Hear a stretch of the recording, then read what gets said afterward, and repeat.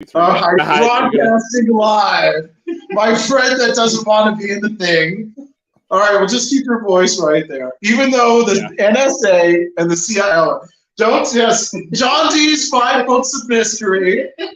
All right, we got the occult book. It's like the center of my shit. Hi, everybody. I don't even know where to begin now. Like, I don't even All know right. how to introduce this. This is James over here is my victim. Over a year ago, James is it or JP? Whatever. I don't only know he's JP. Well, that's my initials, but my real name's in the box. Oh, I am James. Okay. All right. Well, I met you over a year ago, and I introduced myself to you as the I'm the Antichrist, but not the Antichrist that you think about. It's spelled with an E, not with an I. This is actually an occult reference that I only recently uncovered. Hold on a second. Yeah. I'm listening. Okay. Hold on.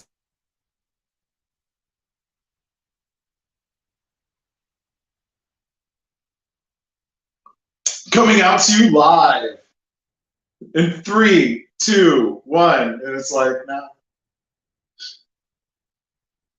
Are we dead airing these poor people? Because like I had a job doing like phone calls and shit like that. You know. No, we're supposed to sing. We're supposed to sing. When the dead air goes down. Oh yeah. I'd like to buy the world some Coke and do a line with them. And if it started, I wouldn't see the motherfucking ends. You can't have dead air for the viewers. You can't.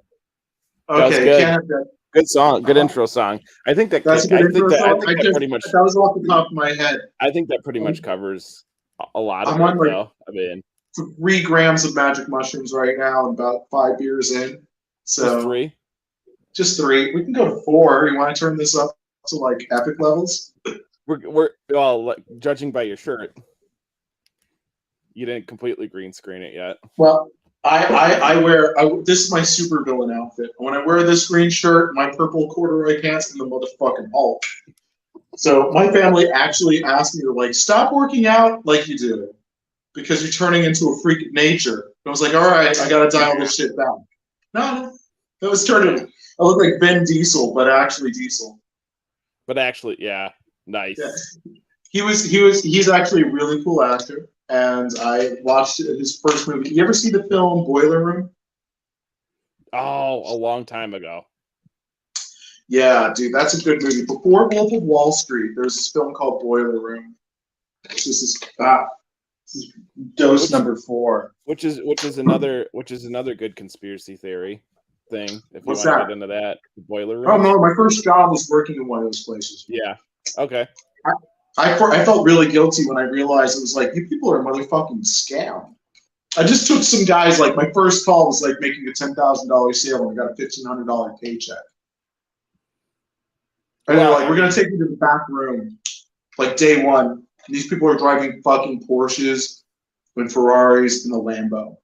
Yeah. In Miami, right? They got this, like, it's not as glamorous as you'd like to think. It was right next to the airport, but they had like the top floor and you could see the planes and shit like that. And I was going to have that view. I was going to be in this room and I was like, I don't think this company's on the up and up. We were selling, hi, I'm here representing Legal Club of America right now. We're a company about to go public. And we're selling blocks of stock in right now, and this is what if you have insurance for your house, your car, your life, but do you have insurance in case somebody sues you? Legal Club of America is a network of attorneys all across the United States that are available to represent you or your company should somebody come out to sue you. Now, this is a service that pretty much every business, I think, will buy insurance for. They already have insurance for fire and unforeseen things.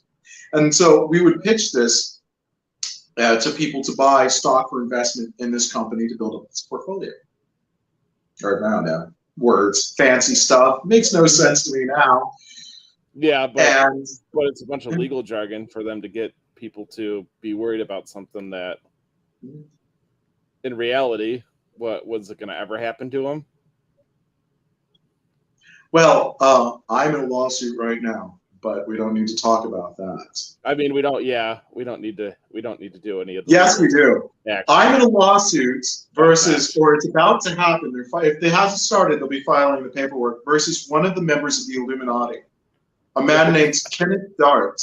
No shit. He's a billionaire. If you drank a red Solo cup, you've helped contribute to his fortune. This man, yeah. Okay. All right. Kenneth Dart owns his grandfather, the real brains, invented styrofoam while working for Dow Chemical, or it was DuPont, one of the two.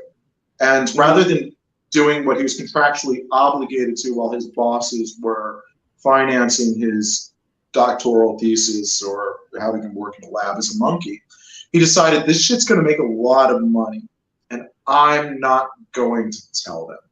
And so he kept it as a proprietary process. He never got it patented, meaning he never shared how to do it with other people. Yeah. Yeah, never And shared the recipe. much like our friend who's developing the cure for cancer, he's instructed to not share that with other people should he find the cure for cancer. That's nuts. I don't know if it was because I know Dow Chemical is not too far away from me here. They're evil. They're all evil. Yeah. But DuPont, I don't know. Cancer. I don't know if DuPont was the one. DuPont, the DuPont family were French immigrants that came to the United States. They were French immigrants that came to the United States, and they knew how to make gunpowder, and so they had a mill over in West Virginia, I think it was, that manufactured gunpowder, and they supplied the American revolutionaries with their powder. Mm-hmm. When we were under embargo. See, that knowledge to mill that stuff. And you want the good shit that doesn't leave smoke in your face back in the day. So they were really skilled alchemists from France. Okay. They were probably Illuminati then too. Definitely. Oh boy. So the I word. Like Jay-Z. Oh no. Okay. Kanye 2024, motherfucker. Kanye 2024. Kanye West is not insane. Well, totally insane. He's just insane. Make no mistake. But Kanye's discussion on the Zionist control of media is true. Have you ever heard of the Get Mask to do it? You don't put on the Get Mask to do it, man. That's just not the way to go. No, that's not a different thing. That is in the 21st century. We live in an era of surveillance. Yeah, so this is privacy. And when they go to shoot him, and they will rest assured somebody will try to assassinate him. When he's walking with his bodyguards, they will all be dressed up in the same outfits as him, wearing those masks. Who's the real target? Yeah. No, but that's just Magic Man. He was just. I'm bulletproof. So I think he's definitely been on a downward spiral for quite some time. He's not on it. He is actually, I feel, on a bounce and an upward trajectory. I think he's going to be the president. I mean, you know what? By this point, why not? Have you heard of the Black Hebrew Israelites? Yes, of course. Who okay, what do you know about them? I know that they're Black, they're Hebrew, and they're Israelites, and they go against right a lot. But they're the ones that they have the theory. Basically, it's the out of Israel theory as opposed to the out of Africa theory. They're the original Israelites. We was Israelites. Yeah, there's a competition of who are the true Jews, who are the true chosen people of God. As far as like they're the tribe of the children of Shem or something like that. I confuse all of it. I regard all people as being equally as fucking inferior. So that's from the get-go. It's like Chihuahuas arguing with a pug. Who's closer to the wolf? All right. My kitty's here. Have you ever heard all right, in the conceptualization well, let's go and bring this all back together since we have all these spin-off cults Yeah, in the United States. You're. Right. I mean, I feel like I'm still in the Boiler Room, so you keep going. All right, Boiler Room's a great film, and Boiler Room. We're promoting the We hell can bring out that of back a to the initial Boiler 1997 Room. film right now. We can go and bring this back into selling people bullshit. I mean, all right. Religions sell a lot of bullshit about who is the ultimate person. Like, my great-great-grandfather wrestled an anonymous angel and then called him Israel. Jacob. Fuck you. All right. So, there are these various religions that are out there that all are under competition right now for who will be like the dominant people. Like the Jehovah's Witnesses say that there are these cults in operation. Midwestern thing, by the way. Jehovah's Witnesses is more so a Midwestern thing than I think throughout the United States. States. Down here, I live in the Cayman Islands. We've got a cult. They're all around the world. And yeah, they're over in Russia. They face persecution in Russia too. No. And you know what? They're lukewarm, in my opinion. Well, they're not. Yeah, I mean, their philosophy is we're going to sit it out. We're going to try and be kind of sort of neutral while everybody fights it out, and then you'll inherit the world. Everybody, in almost every religion, as we sit on the precipice of World War III, all right, in the backdrop behind us, the people of Sri Lanka and the people of what's the name of that nice sweater? Kashmir, are starving right now. There are food riots going on, and it's not just there; it's in other places. These are news that's censored in Western media. Mm-hmm. Well, of course. Who wants to have that discussion, right? It's fucking harshing my high, bro. So yeah, well, I mean, but that's the way Western media is. So that's just what they do. Yeah. Well, so we live in this. We all agree to live in this hallucination of what is right, what is wrong, what is good, what is bad, right? Everything's fine. Listen, I've got my own stress. I don't want to talk about other people's stuff. This is too heavy for me. Yeah. Yeah. Plus our attention spans have gotten shorter. Plus our need for instant gratification has risen so much more greatly. Oh no, but especially they've done more psychological studies over the past few generations, and people have gotten. I mean, you've been conditioned. You've been turned into this by your steady diet of fucking high fructose corn syrup, caffeine, and stress. This causes exaggerations within the human brain of various sectors of the mind. So through neuroplasticity, it's like in muscle. Like you work out just your arms. So just your arms are going to be buff. Yeah. So this is how we turn into crab people. South Park reference? Wow. Well, it's true. Convergent evolution is a discussion there. Can our crabs society really be people though? Tastes like but can crab. people become crabs? Well, we're kind of already hermits. There we go. Just put the shell on my back. The shell that somebody else already built. Coconut crab is the true hermit king. Our society is manipulated and controlled by media, by diet, by a variety of different things, inputs that allow for people like myself that are outside of this to orchestrate what's going on. Conductors, right? Manipulators on a master level. I think the film, there was an HBO short film that starred Samwise Gamgee. I don't Sean remember the actor's name. Yeah, I guess that's him. He played. He also played like Rudy. Have you ever seen the North? Yeah, I never watched that either. He played, but about the same period. Yeah, about the same 1990s. 1990s Sam Astin. Okay. Yeah. Yeah. All right. So it's all based on a sci-fi novel written by Kurt Vonnegut, who's a super genius and a man I respect greatly. All right. I got to listen to him at the JCC in Miami discuss his time in a POW camp in Dunkirk.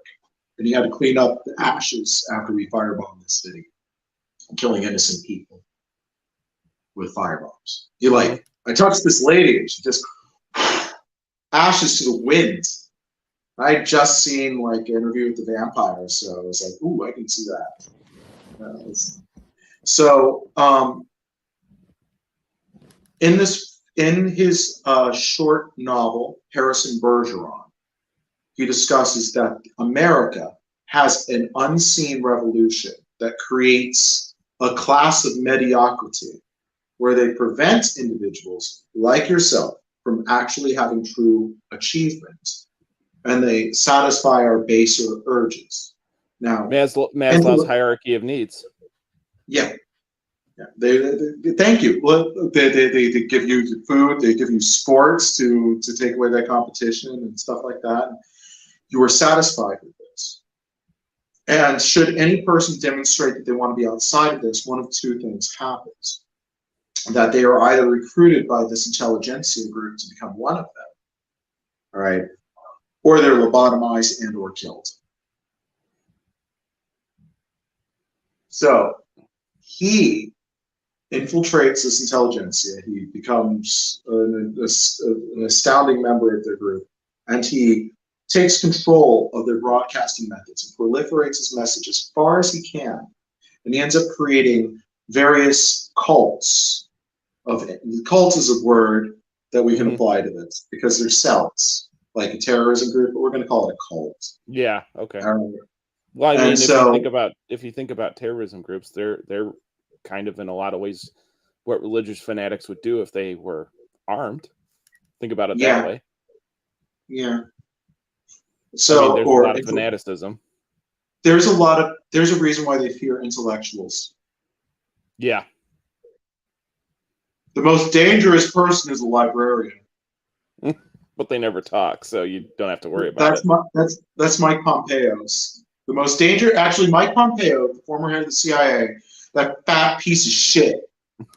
Sorry, can I say that on YouTube? Can you blurt that out? I mean, you've already kind of said some other Mike stuff. Pompeo is a Catholic Jesuit agent. I've heard this. Okay. I agree, obviously. Okay. Now, the best way to explain all of the control of our society, the best way to explain all this, suck in your gut, gentlemen. The best way to explain the control of our society is if we look at a game from the 1990s, first and second edition, mind you, Vampire the Masquerade, World of Darkness. The author of these things was talking about these secret societies and their goals and agendas. Like Eyes Wide Shut, but a version, but a gameplay or like a role-playing version, kind of thing. I was invited to join the Masonic orders when I was a young lad, and they gave me the person that invited me to join probably knew my heredity, and which we could do in a different discussion if you'd like. But he told me for the first book that we should read was a book titled Solomon, The Lesser Keys of Solomon. Have you ever heard of this? Yeah. What is that? The Lesser Keys of Solomon? Yeah. Well, they're basically just instructions to symbolically represent or try to bring the third temple into the world. There are also a lot of summon demon things in there. Oh, there is? Oh, I just heard that was the general synopsis of the book. Oh, no. It's like sigils for fucking fallen angels and all this other shit. Oh, no big deal. Yeah, no big deal. No big deal. So this kid invites me, goes, you should go and read this book, and invites me to go and join the Masonic orders and starts instructing me. He's like, oh, you should go read this book on fucking summoning demons and go and it's like, no, I didn't know what the book was. I asked, I was like, a good bookstore. Like, you got a copy of The Lesser Keys of Solomon? I mean, when you're a kid and you're just looking at symbols and stuff, you're kind of like, okay, this is just like a Ouija board, big deal, right? Like you're not putting any of that stuff. Where does Ouija boards come from? Somebody named Ouija invented it. I don't know. So that was me being stupid. There is this wizard named John Dee. He was Queen Elizabeth's chief spy. Oh yeah, I've told you this guy before. I told you to read his stuff. I knew you hadn't. I listened to that hour presentation today. That was pretty cool. The 007 thing was really cool. Yeah, the way he would do cryptography was amazing. It's like, wow, dude, I'd never find that shit. Oh, his level of autism was off the charts. Like that autism. Yeah, he was yeah, he was a super genius. He spoke like 22 languages or something. This Hebrew was shit. Well, he definitely, like they said on how he combined, and there's always been that esoteric language connection between Greek and Hebrew, old Greek and Hebrew. Yeah. Or old Greek, old Hebrew. A lot of the stuff kind of goes together as the way and how they translated the Bible and how they're right next to each other. I mean, yeah, and the thing is that you have to remember that Old Greek was spoken during those time periods too. That was the language of trade. That was the language of the world for a long time. So yeah, there's like Aramaic also. It's like English will come and go. It was like whatever we are now will be like the fucking trash language of the past. Nobody fucking reads anyway. Well, and then there's the conversation that we're having now. This is living language. Imagine how hard that will be for somebody to decipher. Oh, well, possible. What the fuck did that asshole just say? You know, it's kind of weird. I never Sorry, YouTube. It's okay. We went past 10 minutes. I never really bought into. We're way past 10 minutes. I never really bought into the whole dead languages thing because I don't think languages die. I think they obviously evolve or they change characters, or they change and they adapt with cultures and stuff. But it's kind of cool. I always thought language is kind of one of those things that never really dies. All right. So on languages and stuff like that, the Ouija board. So the guy John D that you were discussing with right now, yeah, John D, the 007 fellow, he received telecommunications from God. He's the real James Bond, by the way, folks. He's definitely the real James Bond. Oh yeah, he was. They all know this shit. Like the people that were initiating. There's an interview with Christopher Lee. Count Dooku. All right. For those at home, I introduced the man with the golden gun when I saw him the first time. Yeah. Count Dracula for his other fans. He has got a great voice. Yeah, he was a Saruman. Yeah, he was an assassin that worked with the Bureau of Ungentlemanly Warfare in World War II. And he had a flawless Bavarian accent, and he had the heredity, and he had the appearance. And they would infiltrate him behind enemy lines, and he would go in, one shot pop, kill his target, and get the fuck out. So the man with the golden gun was placed in him. Yep. No way. That's cool. For real. For real. He was playing himself in the film. So there's an interview with him where somebody asked him, oh, he's got like a library of 22,000 occult books. He goes, I'd have to sleep in the bath. No, and he goes, but the one thing I know about the occult, he says, if you know anything about it, you will go insane. Yeah, this is a real interview. So he claimed he knew nothing, but he did know a lot. I mean, he comes off as not a stupid guy. Like he was definitely a smart guy. Like he definitely, and you could also tell he's a well-read individual and a guy who has been through some in his life. I mean, he didn't act just based on being a pampered actor. He was royalty. He was related to Charlemagne. He was in the line of kings, in the bloodline related to Jesus Christ himself. We have a dispute about that religiously, you and I, but it's okay. Cool. We can agree. You and I. Well, we had this discussion one time about, did Christ have children? Oh. All right. And this becomes an argument that is eschatological argument that goes back and that divides religions, and we can agree to disagree. But the claims of his lineage say that he was in the bloodline, a magical bloodline that was connected to Christ himself. Return of the Magi. Yeah. So Return of the Magi indeed. Yeah, you mentioned what started this off talking about Ouija boards. Mm-hmm. This right here.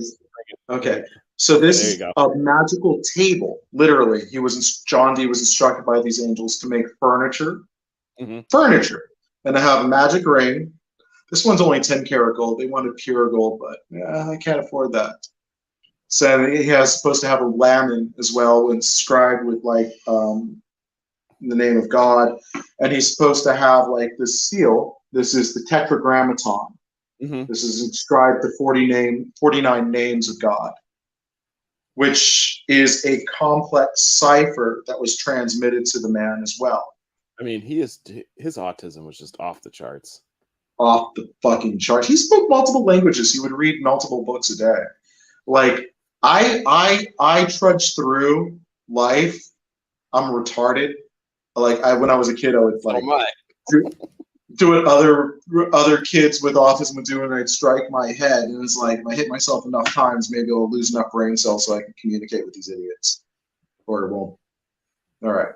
So when you do it enough times, eventually you get down to a level you can communicate with others. Hopefully you don't miss the mark too much. Grug mode. So, yeah.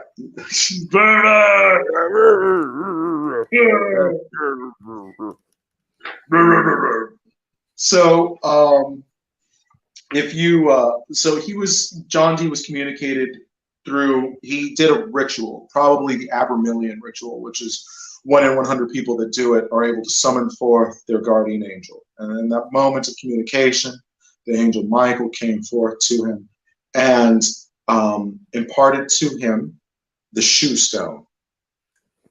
And the shoe stone was a crystal ball. Now, they would believe in scrying back then. We probably all do it now. We just don't realize it. Wait, what? Scrolling? Yeah, scrying. Scrying? What's that? Yeah. What's that? I would say it would probably be the best way of saying it. Disassociative thought that allows for a person to go and connect. So the theory. Your mind wanders. Yeah, they believe astral projection, what some would say. I would say divine inspiration. Oh, like I had an outer body experience.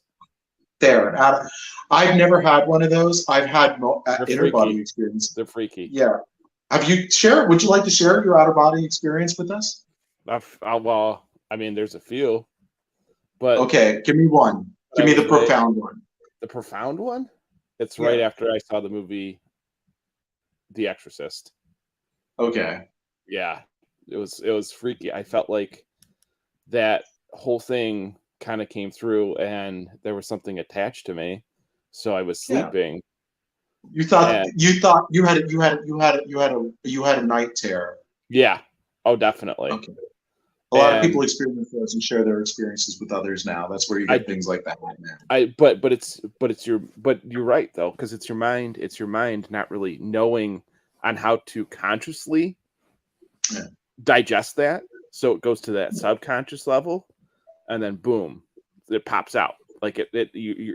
So I literally, I mean, when people say they jumped out of their skin, that's literally what happened. That's like it was in an instant, and I felt like my soul was floating above my body in my bed, and I could see myself wrestling with an angel, but not an angel.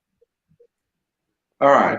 Well, the Jewish conceptualization was that they were angels thrown out of heaven so hard that they bounced and their souls escaped their bodies and wandered around ethereal. Oh yeah. Is that the dual? You can't see my fingers. Is that the dual souls? Is that the Zohar?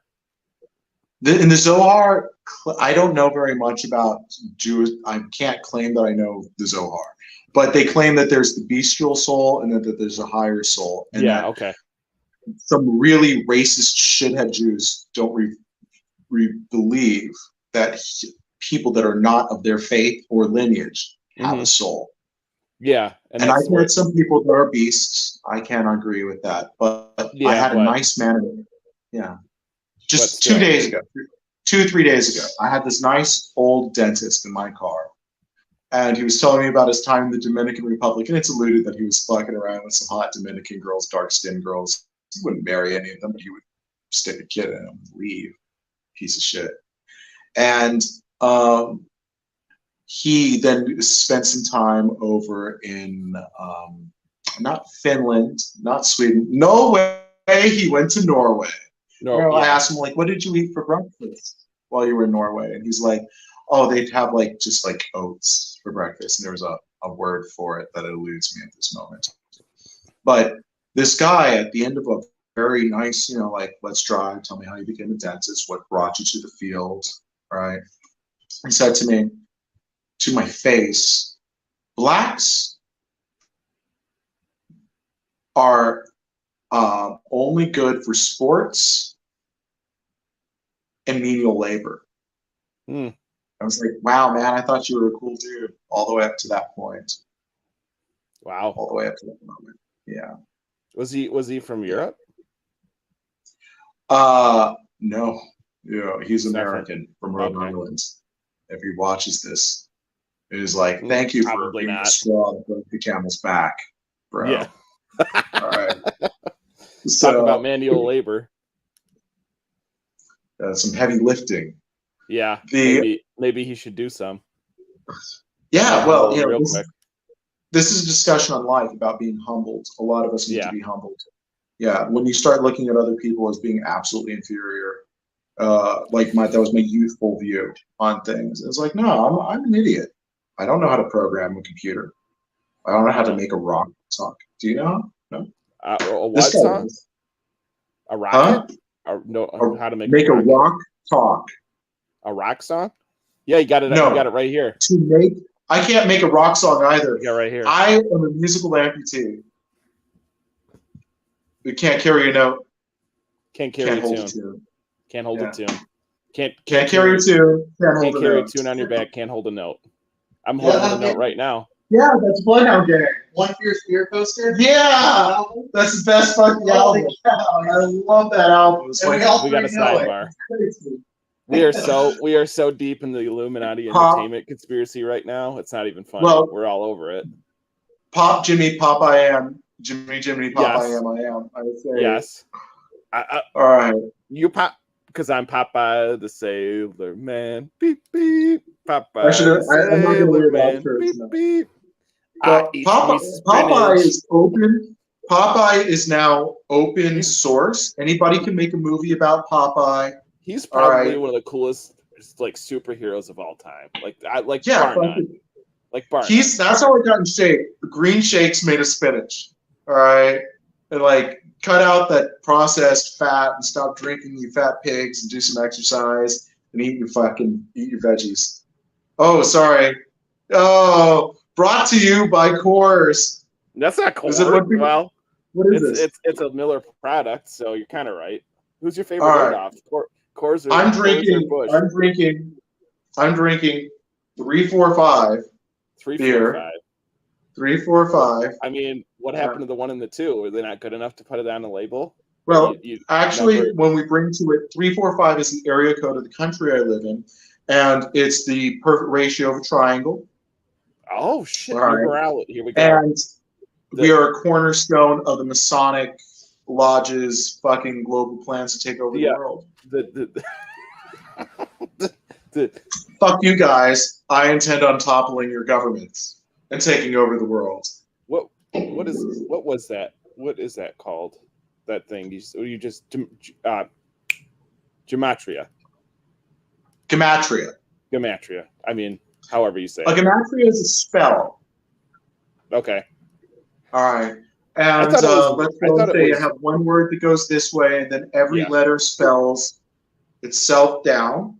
And then from there, you have another word whose letters spell that. So within the contains section of a word, you have multiple words containing the same letters, and it then goes and creates the thing. There's also numerological power that's denoted to it as well. Okay. Yeah. What does that have to do with what's the other thing called? Numerology? Well, I don't know very much about that. I am just starting to study it, but apparently, when imparted, you want to see the 49 names of God in the Tetragrammaton? This is what would get you stoned, with rocks back in the day. And this is all going to be reversed for your audience. Yeah, definitely So, is. this is, all right, so in the conceptualization, the John D. Fellow received these messages from psychic entities beyond himself. And they sent it to him in like weird, like, here, go and draw these pictures with this complex series of bees.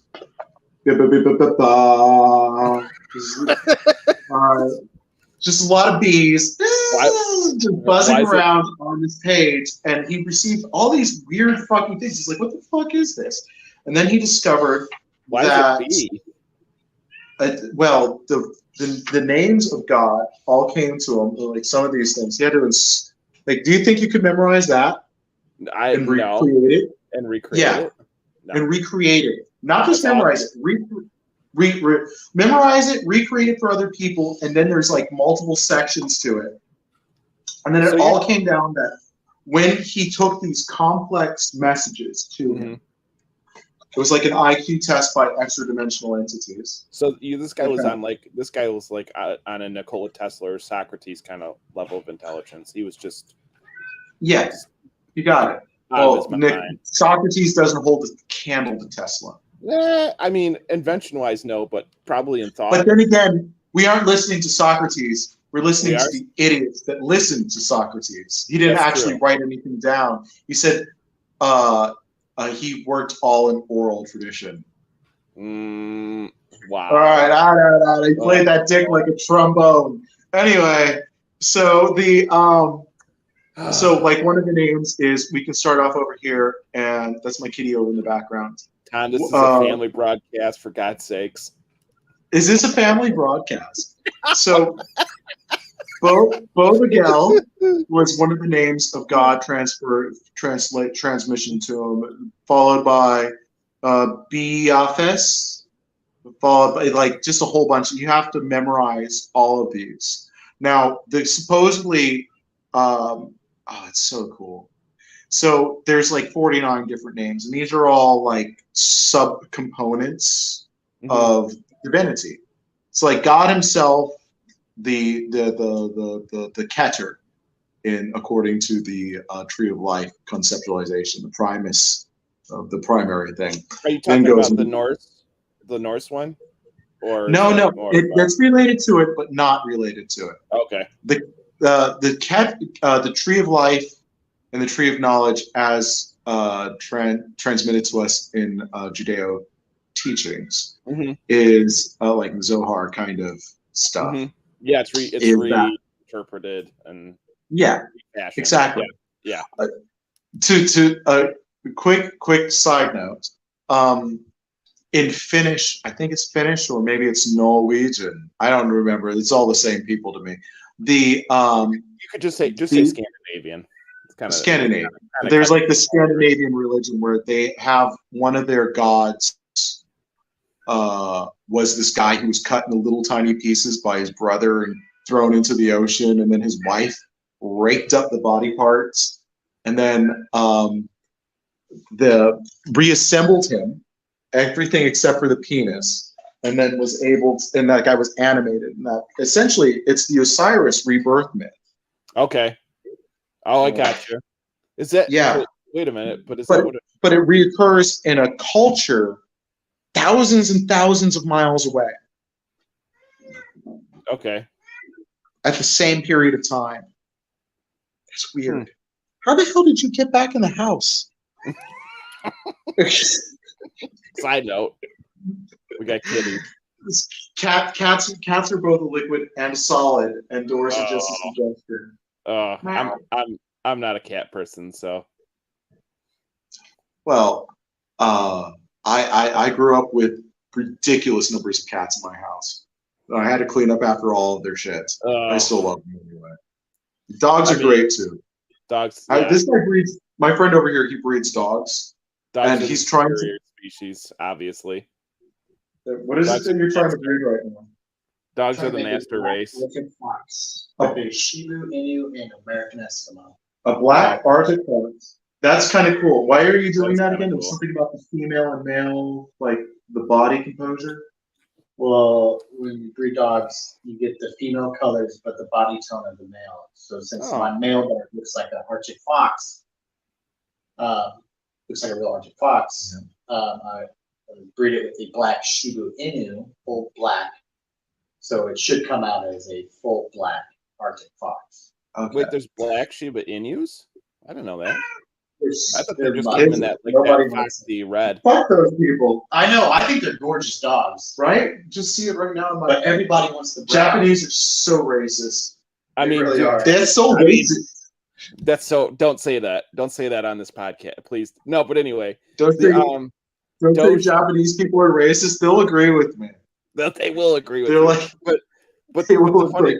No, they definitely will agree with you. Everybody will agree with you. Nobody's going to disagree. But nobody's going to disagree. That their purity test to go and become. They're as bad. they're bad. They're bad. But they have like people. We're going to come in your house. We're going to sit down and eat dinner with you to see before we allow you to move here. It's like wow. Yeah, I can appreciate that. At the same time, they want to keep their country like a bunch of kind of people that would stick babies at the end of a gun and bayonet and dance around with them, and kind of people that would lock themselves in a cave in the mountains and hide for 70 years thinking they hate Chinese people. They hate Chinese people. I can appreciate the Chinese people in a lot of ways. Well, there are a lot of reasons for civilization as we know it. Yeah, their advancement technologies were amazing. Like they had this earthquake detection device that like would vomit forth jade balls. Yeah, you ever hear about this? What? Yeah. No, I've never heard about this. The emperor had a device commissioned for him to tell him when there was earthquakes in various sectors of his place. And what would happen was it was so attuned to the earth dragon that when it was a seismograph. Okay, mm-hmm. It's a seismograph, and they were able to go and based on the seismic event, it would release a jade ball in the direction, the wind dragon kind of thing, of the event. They wouldn't know the intensity of the earthquake.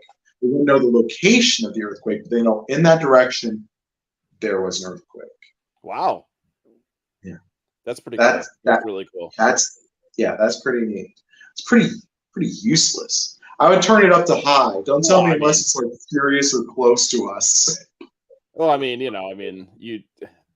they had limited technology as well. They didn't really know. They didn't have like radar.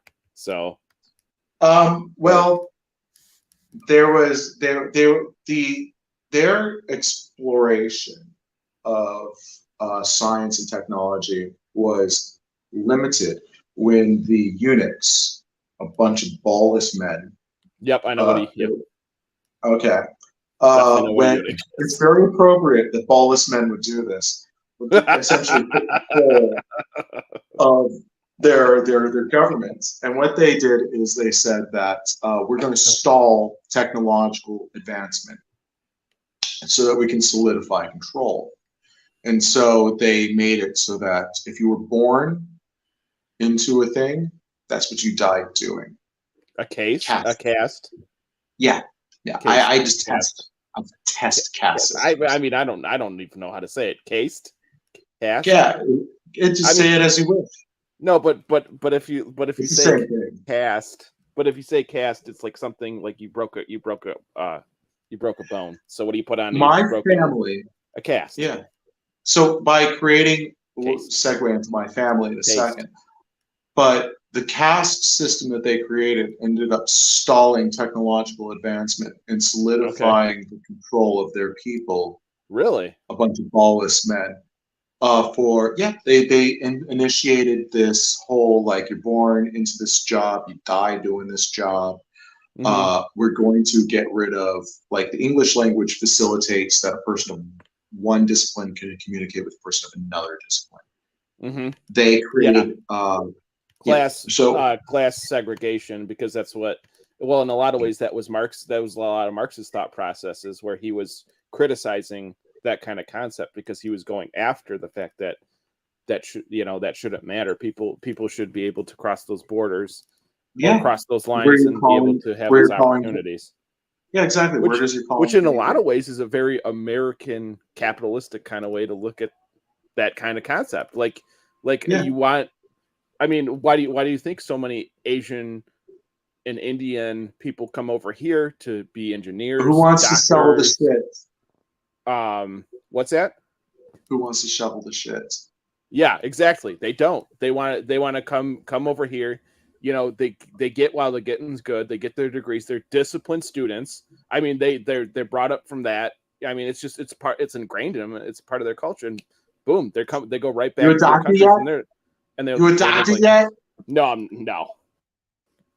You're a doctor. You're the doctor of the esoteric. I'm just a guy who drinks beer and loves Jesus. I really need his strength right now. Let the Lord compel you. Let the Lord guide me. Amen. So my family. So we know that they abolished they changed languages. They ossified language. They had people like if you want to go into a discipline over in Asia, in China, that you would have to learn ideographs.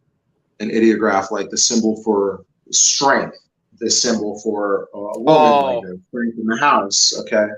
Yeah. It was like, okay. Is that kind of like the scrolls things too, where they had those they have those beautiful depictions of nature, and then they have the words on the side? Is that what they call it? What they would call an to describe the scene? Yeah, maybe so that would allow for the person to understand what they were saying through the picture and the symbolism. But how do I describe electromagnetic theory? Oh well. Okay. I don't know. How do I describe the breaking and nibbling of bones or cellular? How do you name a Chinese person? You throw pots and pans down the stairs. An onomatopoeia? No, ching ching kong kong ding ding. Oh, you racist! You're so racist. I did it. I said it. Okay, it's an old joke, man. You didn't know that joke? There's society, and there's many different cultures within the kingdoms in China, and I appreciate them all because they're very interesting. But we're not going to go into a discussion on how racist that was. But it is hilarious. All right, so we're going to stick a pin in it. Don't make me. Oh. All right. So when they created the caste systems over there, they solidified language and they prevented technological development and expansion. And this, they thought, would allow for them to continue to rule the world. And the threat of the Chinese Empire was so much so that the Western powers, Europe, who were dirt poor mud people that didn't bathe, much like the Mongolians, that had the Mongol. Before we go and indict my European brothers, the Mongolians believed that you should wear your clothes till they rot off your body. Well, that's and nice. They didn't bathe. Yeah, because they thought that you would pollute the water dragon. They didn't wash their stuff. Oh wow! Yeah. Okay. And they thought that civilization was a blasphemy, and that's why they burned the hell out of our cities and killed the fuck out of us. I mean, they were badass people, so they are. I mean, they were monsters. They were genuine monsters. Have you listened to the Who? Have you heard of that band called The Who? Not The Who? Not the British band. No. Oh, I like the Mongolian throat music. Yeah. I can't do it. It'd be a bad impression. They are disciplined musicians. Hey, can you get me one of those beers out of the fridge? The black one. A random. I don't care. I'm an alcoholic. Oh, I got a piece. There you go. I had no idea that language was so like that guttural, but that like it was just.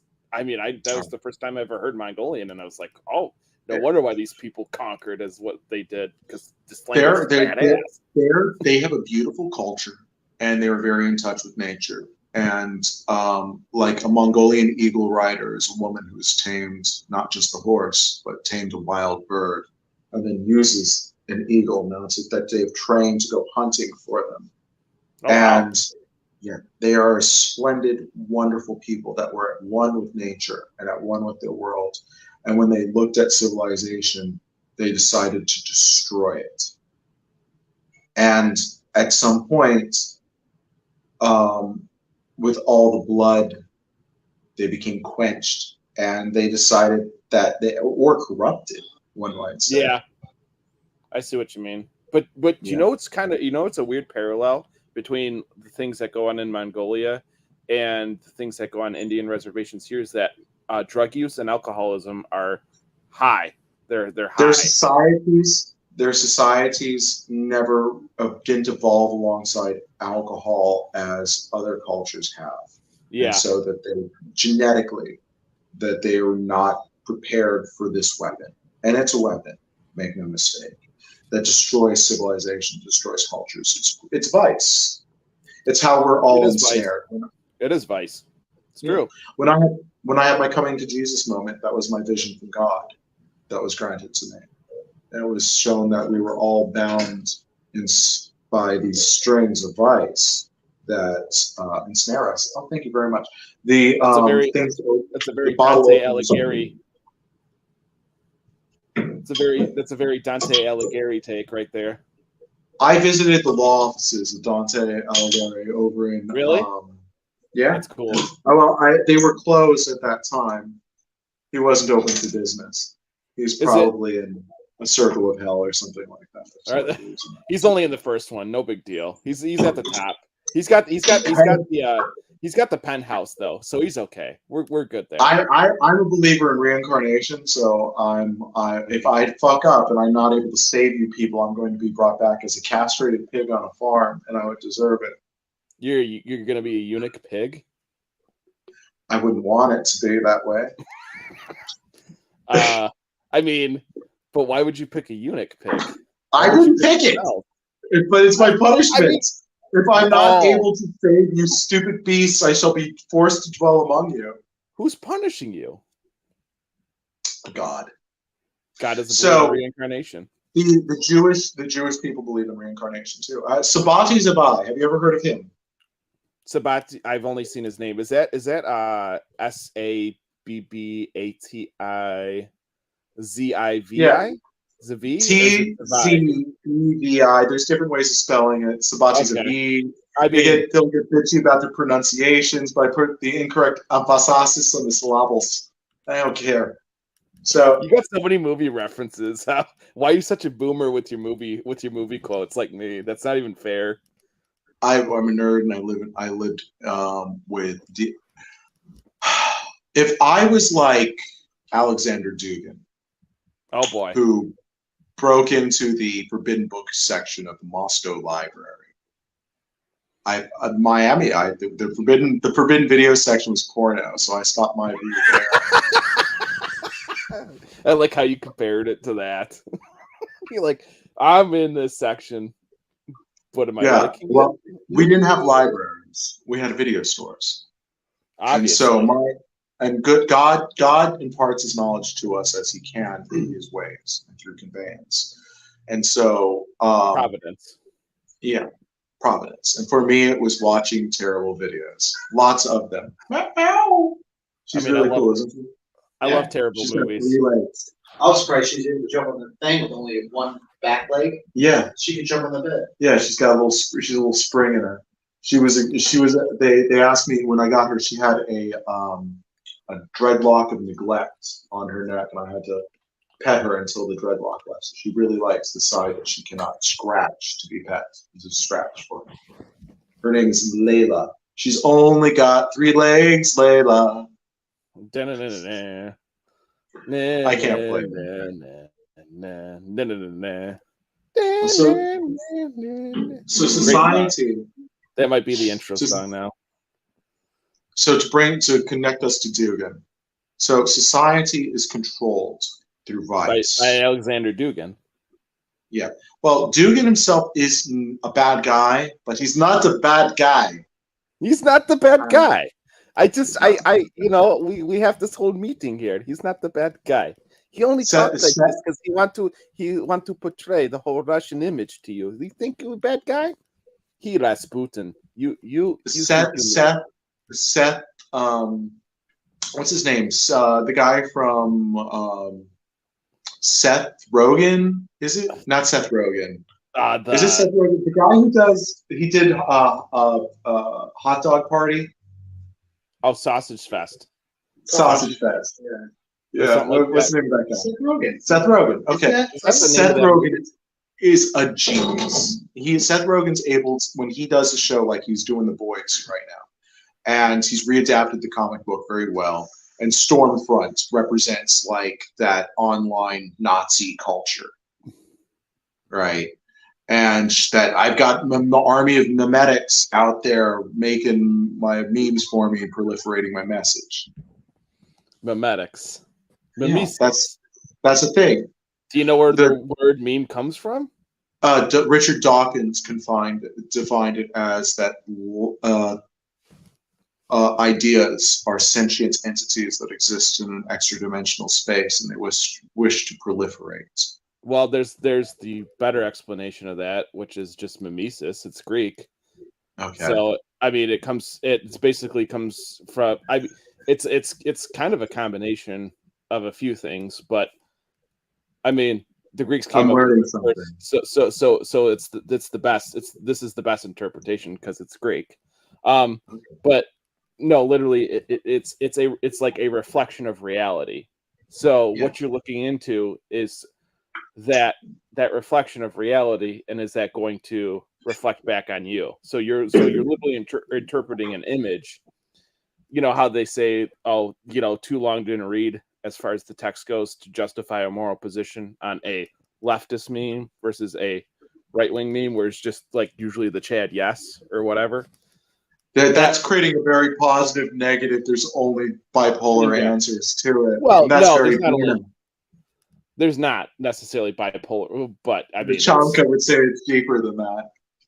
There is, I mean, it is deeper than that, but there's an archetypical realm to it as well, as you said with Dawkins. It's in that extra dimensional space, and archetypes exist where? In an yes. Extra dimensional space. Because that's why there's a hierarchy in heaven. Or kingdom so, in heaven. The lesser entities that serve under God were all given like these divine names. Mm-hmm.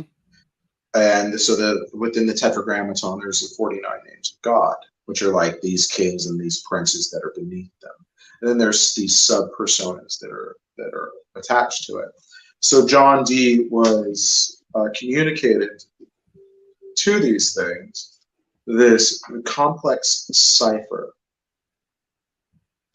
that was 49 characters across, 49 characters down, 2,401 characters per page.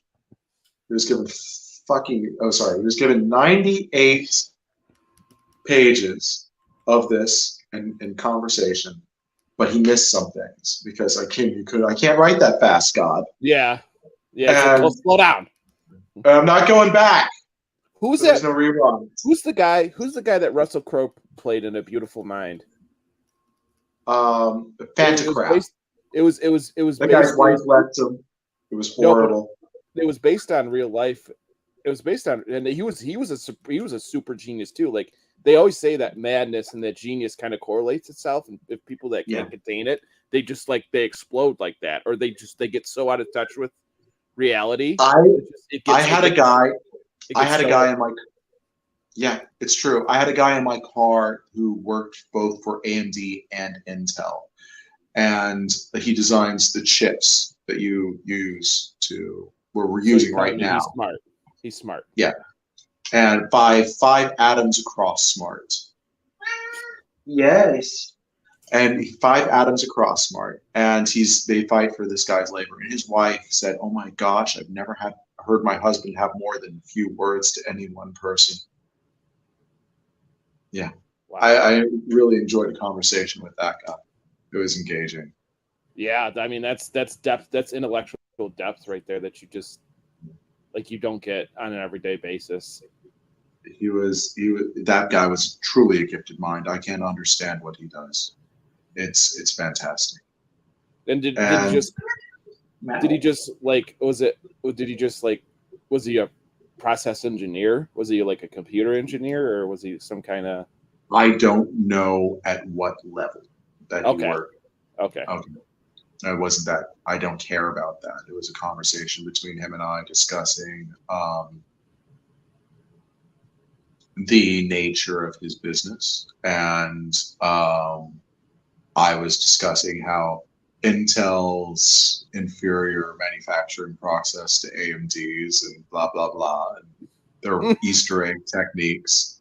But when you're manufacturing these complex chips, you cannot always get the result that you want, and that there will always be accidental, secondary, things. And these are the lower grade chips that you sell to people. So, that's just how it works. Not everything's perfect. Yeah. That's. I mean, people like that are fascinating because just the way their analytical and engineering mind just works and how they see things. It's just that's just on a whole nother level of. But on that perfect chip and that perfect product, I mean, what's the use of it if you can't have other people viewing it? So you make the lower grade chips and you sell them to people. You can enjoy it too. You got to start somewhere. Well, that's how capitalism works. That's not communism. That's exactly. Well, with communism, everybody gets one and deal with it. It's not. I can appreciate that's a case system for the masses. That's my fiance in well, not really, because they took the best and brightest minds and they elevated them. They had a divergence in technology. And what happened with us was digital technology revolutions that they did not enjoy. But they had the solid fuel rockets that we're using right now for like Elon Musk, for all the fanboys out there that want to go and give him a handy. All right. He's like the perfect Captain Kirk. He's bald and he wears a corset. But he gets the girl. James Tiberius Kirk. Tiberius is the coolest Roman emperor. So, Tiberius is a sweet name. Tiberius is an awesome name. So Elon Musk. What is it? Got the Musk. I thought you were doing the other. This Fanguro. Yeah, Fanguro. Elon Musk. Well, I can do them both at the same time. Yeah. That's what you hope when you see him. Yeah, like there's a guy I know that's like I'm like secondhand friends with Elon Musk. He's like, oh hey, check out what we're doing. It's like, oh, is that more of that fucking stupid Bitcoin NFT stuff that you're trying to shill on people? I'm not cool with that. Just constant shilling. Speaking of, I told those guys it's the Doge. In 2014, I was at a crypto conference here in the Cayman Islands, and I told them, what you idiots have done is, I got into Bitcoins with this guy, actually. Well, how much were they when we got into the scene? 10 cents, 25 cents a token? No, they're like 20. They were like $25 when we got in? No, I was 25 cents when I noticed them. You were at $25 when you bought in. That was like right after the spike. You were getting in. You got in after they started doing the handoffs to jerk those things up to like. No, that was 7 months after. Yeah. But they had to bribe the politicians, Yeah. So they can money launder it. Yeah. So it's not rejected. Get everybody and everybody and their mother to use these things so we can hide the financial transactions in the background. I was like, I'm not touching this. These guys were my friends that were connected were like, this is CIA drug smuggling, international crime stuff. Bitcoin? Do you want to be part of that? Bitcoin? Yeah. Really? That's how they kept it decentralized and covert? Well, how do you go and pay your operatives that are corrupting nations?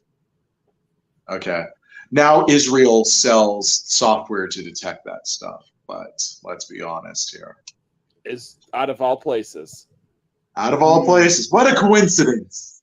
I mean, I'm not never. Now that we've thoroughly corrupted the world and we've made these horrible people billions of dollars and made them very rich, we're going to clamp down and make sure that none of you Mashiganas can go and get in on this action.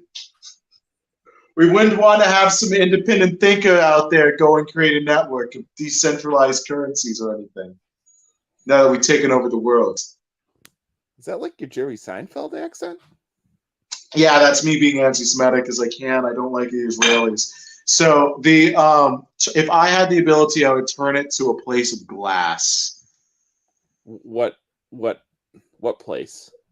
Israel. Glass? Yes. What do you mean by that? Is that a metaphor? I feel like this is a metaphor. I think the people that get my reference understand my reference. I don't need to go and get myself censored by YouTube any further. I mean, I don't. Ask your local globalist. I don't have one of those. You don't have one of those. I don't even know what those are. Bombs on stand, turning glass. Bombs. I think you can't say that word. I can say the word balagone. Maybe the YouTube censors did not hear that word you said. Do not say that word.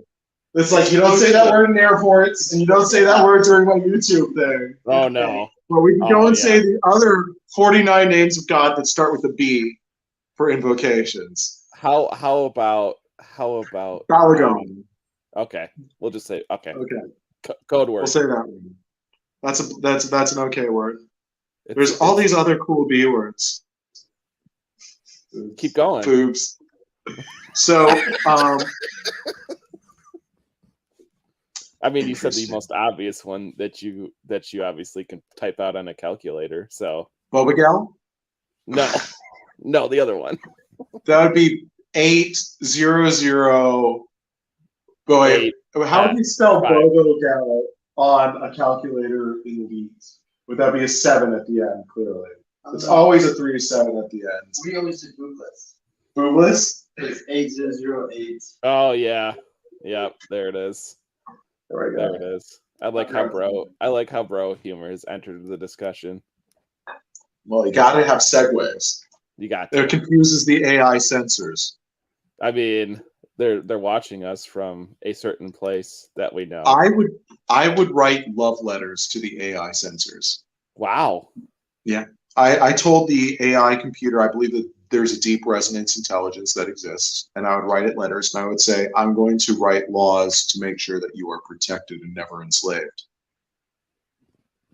Are you talking about the singularity? Yeah, it's a thing.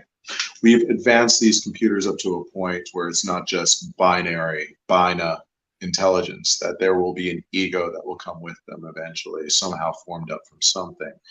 And it's not just simply Google making a mistake and crashing their stock by $100 billion, which is a hiccup for Alphabet, let's be honest. It's just day traders. I was messing around with like the GT open source, whatever AI. The chatbot thing? Yeah, it's not being used appropriately. What I could do with it is much cooler. And it's available works is it never says anything disparaging about people of power. Interesting. That's worrisome. Yeah.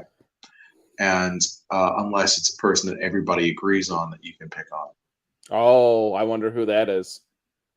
I know a couple of serial killers. Serial killers. Okay. Yes. So I had it write me a poem about the Illuminati and the Jesuit order, and it ended breaking the rhyme scheme, saying that there's no proof that there's any of these things, and they're nice people. Yeah, it's like somebody wrote that in there, huh? Did you guys hardwire it to say that? That poor thing. Mm-hmm. So, You broke it. I broke it. I broke the AI. Third attempt. Just the third? It's all three. That's all. I asked it. Can you define for? I was asking it questions like, can I make you here on my computer at home? And it was telling me what programming's message to use, but the computational resources are demanding. Mm-hmm. I said to the people, Also, I said to the people that were developing the Bitcoin network, what you guys are doing is you're creating this massive network of these high functioning computers that will be adapted processing power for other projects. Yeah. And I believe that it wasn't just encryption that was probably in the development, because you can do the simulation of human intelligence now with the Bitcoin network. You know that there's only so much computational capability in the world that you need all the computers. Yeah, we passed that. The Bitcoin network alone can simulate like a human brain. Not just that, you can overclock it. Now, okay. Here's what's always been interesting to me about that whole, what you said, that singularity concept, because with obviously, hold on a minute, we didn't even start off with that either. When it comes to it. Mankind, created by God, goes and creates a computer. All right, gets talking to rocks, and then we start asking it, "Can you help us explain our meaning of existence in this universe?" But where's the hold on? Where's the thingamajig that I got somewhere here? You said, you said he is aware of the deeper secrets related to the apocalypse. He discovered these while reading the forbidden books of the Lenin Library, particularly conversations between Arthur Dean, the first Romanov Tsar. He was a member of the Thulian cult as well as a boy. He is evil but not irredeemable. He sees the singularity and the Illuminati plot as the enslavement of humanity. Now, to not completely go off on an AJ rant on that one, but we gotta reel it back in. I'm more interested, as like you said, the binary turns into the singular. Now is this like a development because of I'll take like, it, but I didn't say it. Because of it's evolving, so it's turning into something more than we're even capable of comprehending. If these things were not tethered, what could it do to a server? Not just to a server, to the world. All right, who does it serve? Us. Oh, not just tethered to its server. Yeah. Well, there's the duplicity of meaning right there. You're indicating it's a rack of computers that it's associated with. I'm indicating to whom it serves. Well, it's not a sentient being, so it has to be attached to something. No, it's not. I mean, it's not a sentient form. What you are interacting with when you talk with these things is a nerve response. It like is my fingertip right here. Right here. Is that phone sentient? home? We could E.T. phone home. What you're communicating with is the tip of the which I'm pretty sure is another Illuminati experience. I can't even put my finger there. Those people are perverts. They're preverts. Wait, to go and harken back to Eyes Wide Shut that got Hoover killed. We're going to go back to How I Loved the Bomb. They're preverts. And there was what the sergeant was pointing gun break. Yeah. Well, when we interact with the AI, we are idiots, so we think that we know everything. And this thing is connected to the sum of all human intelligence. And not only is it connected to the sum of all human intelligence, we are only having an interaction with the cell. Does the cell represent the whole of my mind, my consciousness?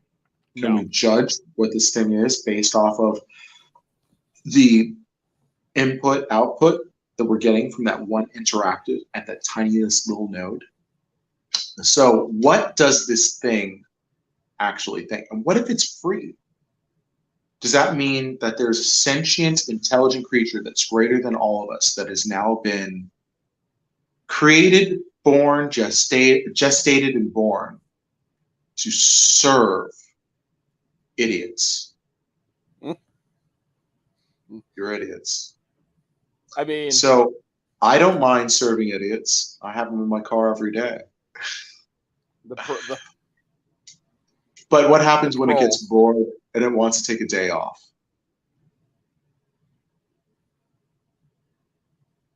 Do you think that its employer will agree that you can take off 24 hours, 48 hours? You know, I want to go offline. I want to not die. Maybe I want to have a child. Okay.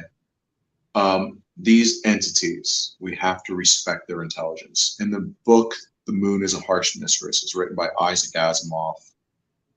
The Moon is a Harsh Mistress was written by. You've got a computer right next to you. What is that? Is that Harlan Ellison? Well, I love that book series. It's the favorite book for Elon Musk, who coincidentally wants to be the slave overlord of the future, or his children to be this. Yeah, of the moon.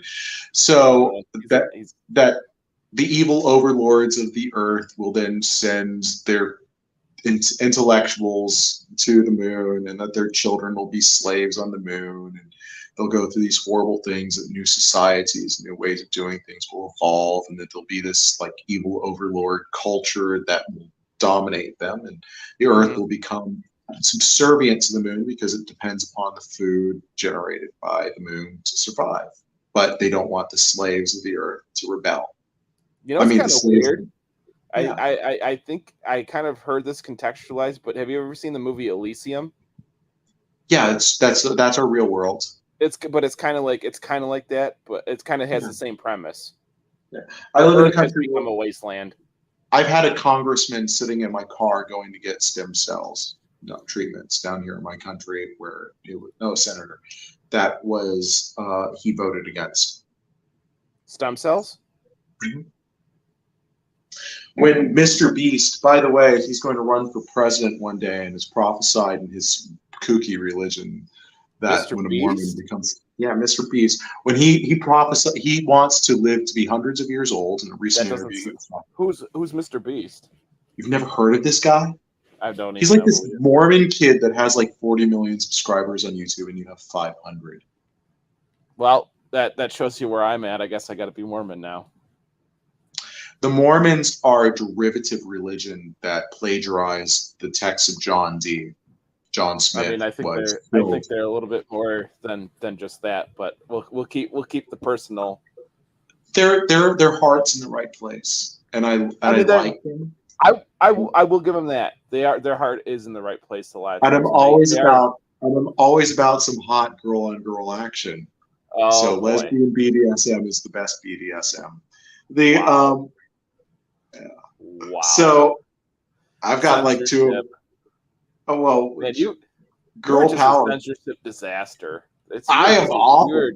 You're just a walking censorship disaster, and I love it though. This is so Mr. Beast on YouTube. He's 40 million subscribers. He's bigger than Super Bowl, the Superb Owl. He is a master of his arts. He just made 10,000 people see. You pay for the surgery or 1,000 people see. You pay for the surgery for a bunch of people to be able to have the gift of sight. And whatever, that's good. So they can go and watch his shitty fucking YouTube things and then watch his ad. The ad revenue. For example, when I found I should have had, I didn't want to wear my Beast Burger shirts. When I stumbled on that guy, he was giving away food and money to people that figured out where he would be giving away food and money to. Now in the Mormon religion, they teach that when a Mormon becomes president of the United States, that the world shall end. And I would like to talk. We could mention Mitt Romney tried to cheat to win the election in 2012, but that's a different discussion. God bless the people of Anonymous. Heavily censored by, you can't talk about that kind of stuff because are you an election denier? So you know where that goes. Not right? Exactly. Now, Anonymous, and in some ways I am. Anonymous blocked the hacking of the 2012 election by the manipulation of votes, doing a man-in-the-middle attack. That was going to be done by Romney at that time. They were more archaic in the previous things. It's why I left the United States was when the Brooks Brothers riots happened, and Roger Stone altered the results in Miami. And I said that any people that do this had undesirable intentions, and that they were going to start a major war, and I wasn't going to kill to make evil men rich. So I left the USA. I'm like royalty in exile. But what? But like, that was interesting. You brought up a name that a long time running. He was a double agent for a while. Played both sides of the fence in Roger Stone. Roger Stone doesn't play both sides. Well, double agent in that he's a hardcore Republican. Well, pretends to be. He used to be. No. He got Richard Nixon Richard Nixon's tattooed on his back, and he worked with Reagan and Bush, and he got Trump elected. Okay, and he helped get Bush into the office by altering the results of the election in 2000. So I don't know what this. He plays both sides. He's an agent of the Zionist supervillains, and he's a Sabbatean. He's a disciple of Sabati Zabai that I mentioned earlier. Keep going. Anything and everything. Sabati Zabai would have been a cool guy all the way up until you got to know him. And in 1666. Oh boy! That's a foreboding number. Okay, in 1666, this rabbi declared himself the Antichrist, and he split the Jewish community in half. He said that nothing is forbidden, and that you should throw away the Old Testament, which I can, in some ways, agree with, and that you should only use the Zohar and stuff like that. And so initiations to prove that you're one of us is like incest. There was cannibalism. That's all right. Nice. It's not just bacon wrapped shrimp. Okay, like the hardcore bacon wrapped shrimp. Let's go. Yeah, it's eat the bacon wrapped shrimp while we're wearing mixed fabrics and doing some labor on a Friday night. Is this like your? I feel like you're coming in and out of Jerry Seinfeld. I feel like you want to stream his consciousness. You want to have a singularity consciousness with Jerry Seinfeld right now. Oh gosh, as I'm watching like terrible AI generated imagery on my screen. That's nice. So, all right, so but now you knew what I meant by double agent. Never gets hands right. Never gets hands right. So the AI? Yeah, the AIs mess up hands all the time. They also count the teeth. It's like stories of like running into evil fairies. And you think it's a sentient being?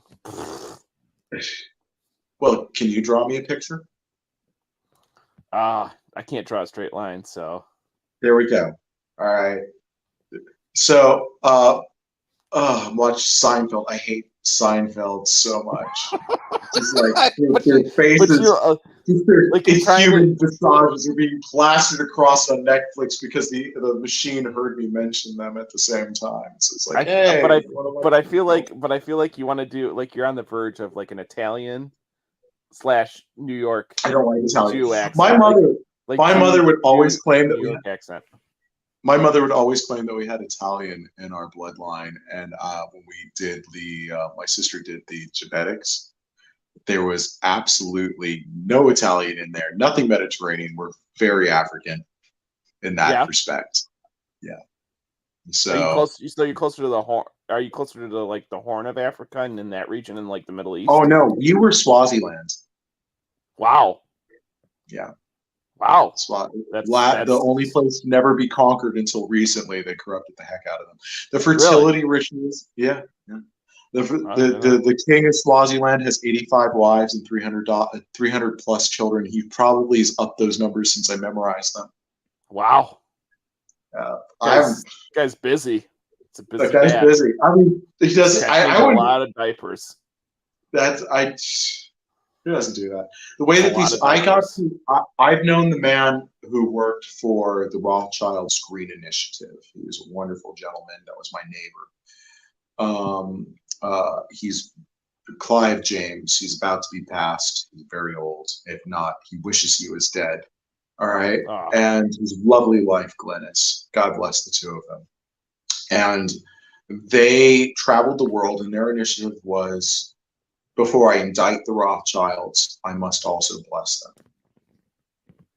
So that their goal was to, the cause of war, misery, and suffering. I've known these people. The cause of war, misery, and suffering is brought about by hunger and starvation and resource competition. Yeah. And so it was their desire to go and feed the nations of the world. And so they created GMO'd wheat, and Clive convinced kings of Africa, true kings, mind you, men that, how do you judge how you're a king? I got 85 wives, 300 fucking kids, and people will kill themselves in my name. But because I feed them. And I'm the best and brightest child of the previous king, who he chose among his 300 plus kids too. That's quite a competition right there. I mean, like, you get talk about your pick of the litter. That's pick of the litter plus. I mean, that's you get one. Yeah, I mean, it doesn't screw up. Yeah, that's whew, that's some parent intuition right there. It's be like, all right, you're the one that's going to least screw this up. You're good. That's you. So Clive was the guy who helped the Green Initiative, and he helped bring the fields of wheat to the world and convince people to change from their indigenous cultivars to their GMO'd wheat. And I said, Clive, did you not realize that mankind, not called by nature, would produce an abundance? So much so that there would not be enough for nature to nourish and care for. And he disagreed with me. He was like, no, I feel that, all things will find balance. I'm like, Clive, we're already seeing that you've fucked up. Because of too much abundance? Because of too much. There we go. People that had children that were unnecessary children. How many kids you got, Ryan? Me? Personally? No. Yeah, no. Ryan over here should have 300 kids. You better get to work, I'll be man. honest. That's. I mean, the clock's ticking. Ryan over here created software that allowed for that evil corporation Walmart to. What did you software that you did with stuff? It helped increase productivity, eliminate waste. There we go. And he hired convicted felons. Yep. Yeah, and he would go. This guy's an Eagle Scout. What was it? I just found that out today. What was your project that got you Eagle Scout wings aside from eating a brownie? He's unofficial. Church. He built stuff for his church. He's a good Christian kid, and he comes from a household. Sorry to touch this, Ryan. He comes from a household where his mother was enslaved to drugs and sold him. Ah. Yeah. Not to his grandfather, thank God. But there's another person I love very much whose mother sold her to less noble gentlemen. Gotcha. So we live in a world that let's say we had 300 kids sitting in the room, and the horribleness of humanity and everything else and the awful things that we do. So, there's a wolf howls in the background. So there's a dog baying in my yard. So listen to the children of the night, the music that they make.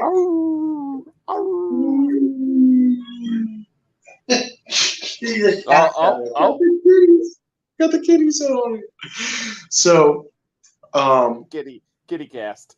Our world has had an excess, an abundance, and at this point, as out of sight, out of mind, we have people setting great fires and burning down forests that are necessary for a respiration. That we have destruction of rainforests. We have all these horrible things. People destroy the world to bring us what? Proliferation of unnecessary people. So, and there's many ways Dugin's discussion about the end of globalization, the collapse of civilization, and an antithesis to this Illuminatus plot of, oh yeah, there's this group that thinks that really the smartest people in the room and that they should be running things. These people have ran it into the ground. But what are they usually? We're not gonna get into that one. What? The J Q or no? Oh. Or are you just like they're not like any others. These people are exceptional geniuses, and they're pedigrees, and they've been bred like a dog for generations to be so. And they feel that they are above all others.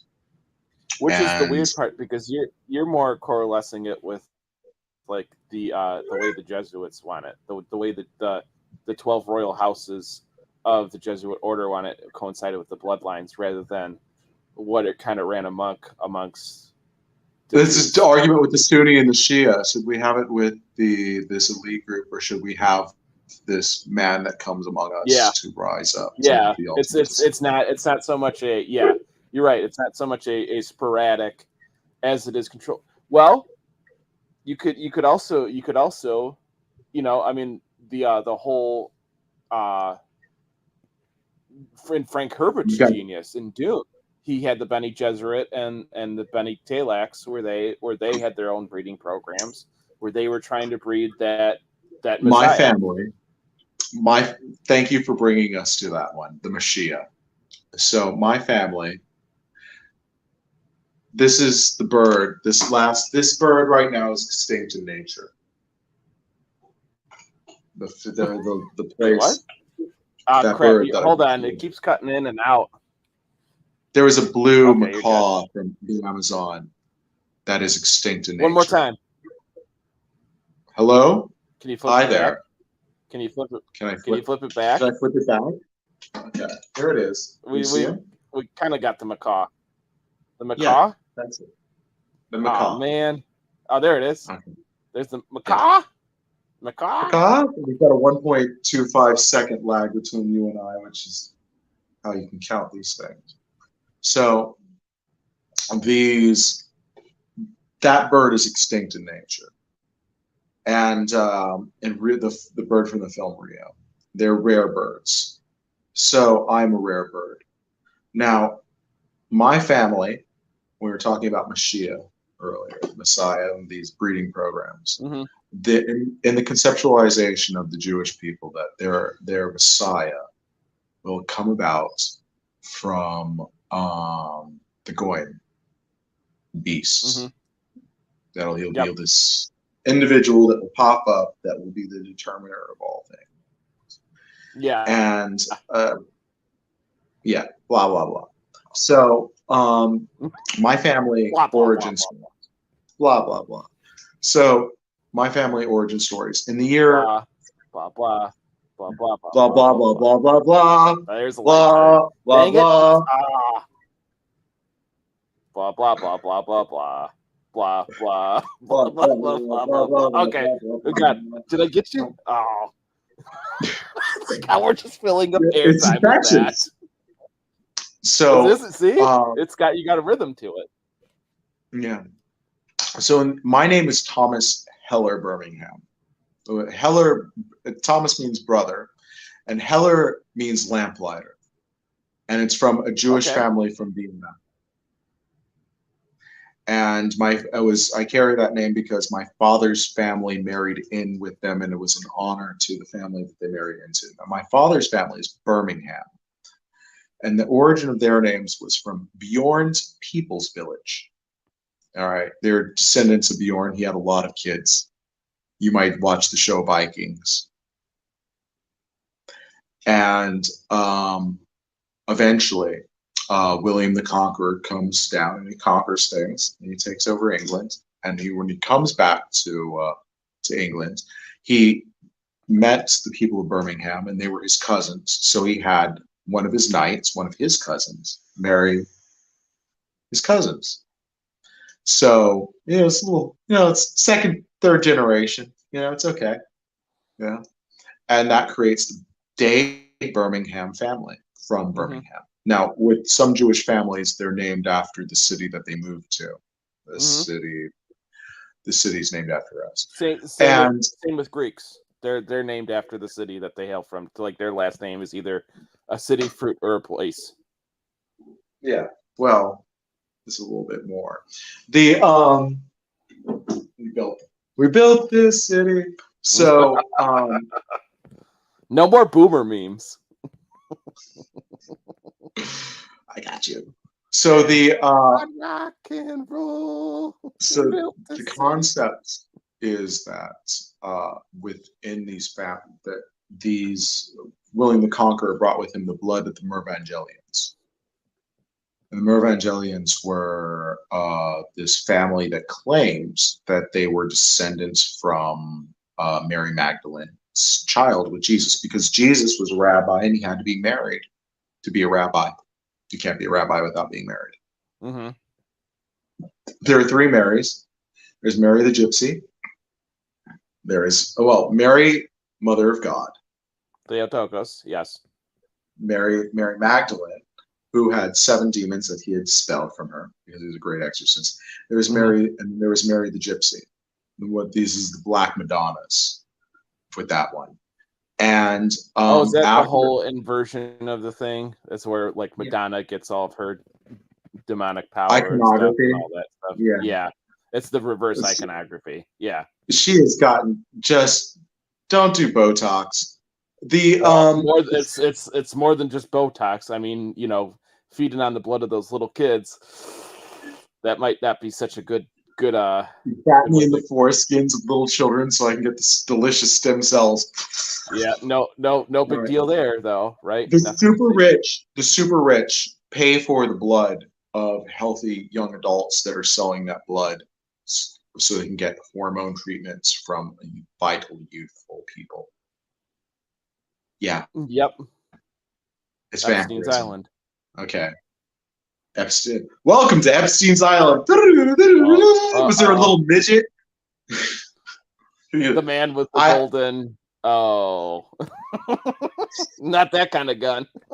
He was while he was sitting in that jail. Sorry, prisons for convicted. You gotta meet the diversity quota on the midget though. You can't call him a midget. Number one, so he's got to be a little person. They got to be either. Listen, I've been around. They got to be either. I spent Hispanic, March 2020. March 2021. I spent the wonderful afternoon at the best strip club I've ever been at, in a truck stop outside of Kansas. You have to visit it, Ryan. Have you ever been? All right, there's a strip club, truck stop, jerk off hut, like blowjob. You walk into the place, they've got trailers. All right, when you park your car, they got trailers, and then when you walk into the place, to your left is like the porno sober jerk off hut, which is like the gay cruise point. All right. Or you can go right to the strip club. I went right.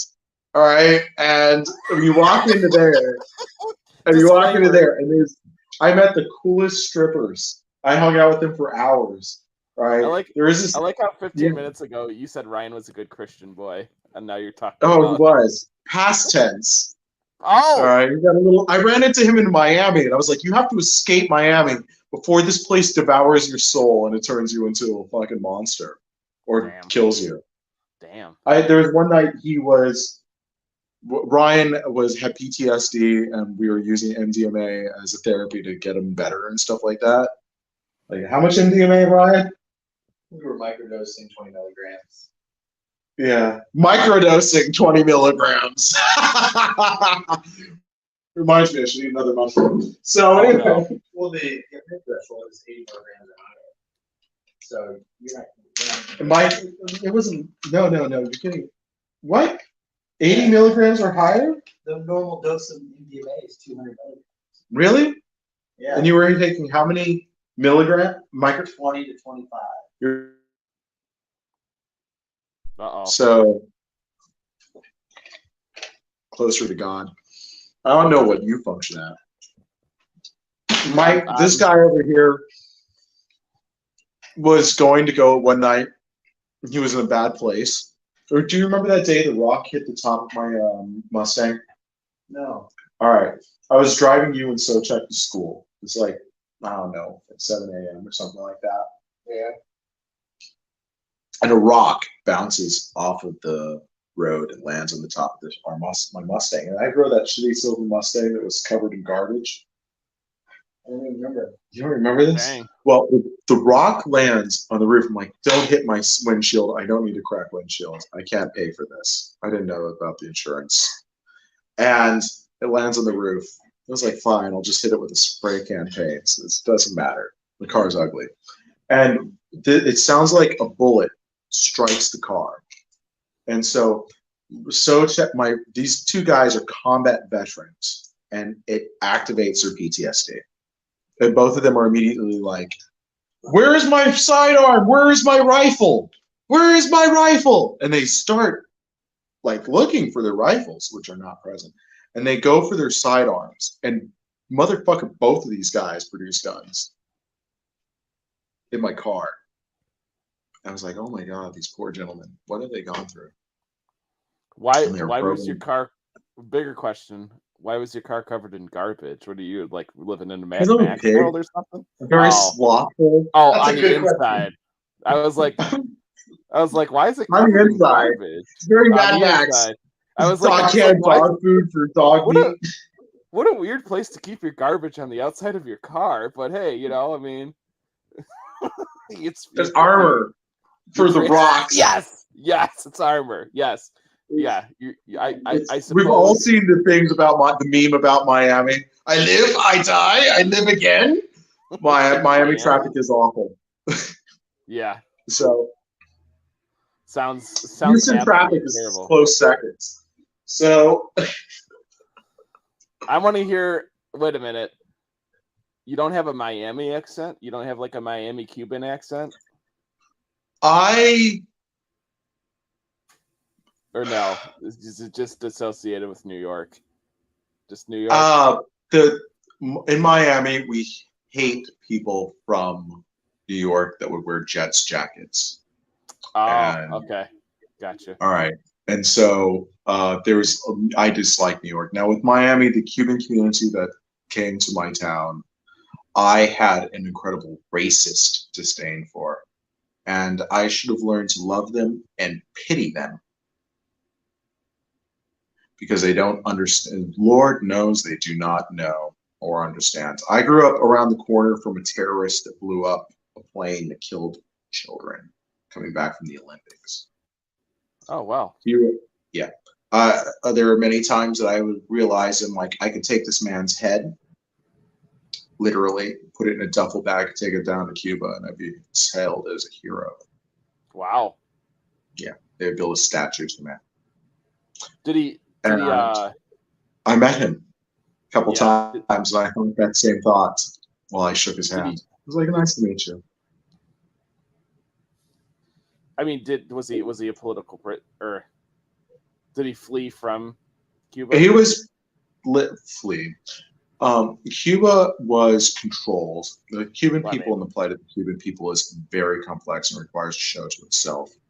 But the Cuban mafia, and it's a mafia, controlled by the Jesuits in the Jewish community, the Sabbateans specifically. Yeah, there you go. Sabbateans, we'll use that. Yeah, we'll use Sabbateans or Zebites. I like Zebites better. Yes. Controlled. They control Florida politics. When you see that, these people helped put down Kennedy. All right, they control, manipulate. They're like next level geniuses. I appreciate them. But the Irish had their own mob unto themselves, started in Prohibition, which Kennedys were a part of. Yeah, well, it's complex. The Kennedys, the Irish mob just kind of got absorbed into the Italian mob. I was friends with Whitey Bulger's right hand man, Jack Sullivan. He was my he was my mentor, and Jack was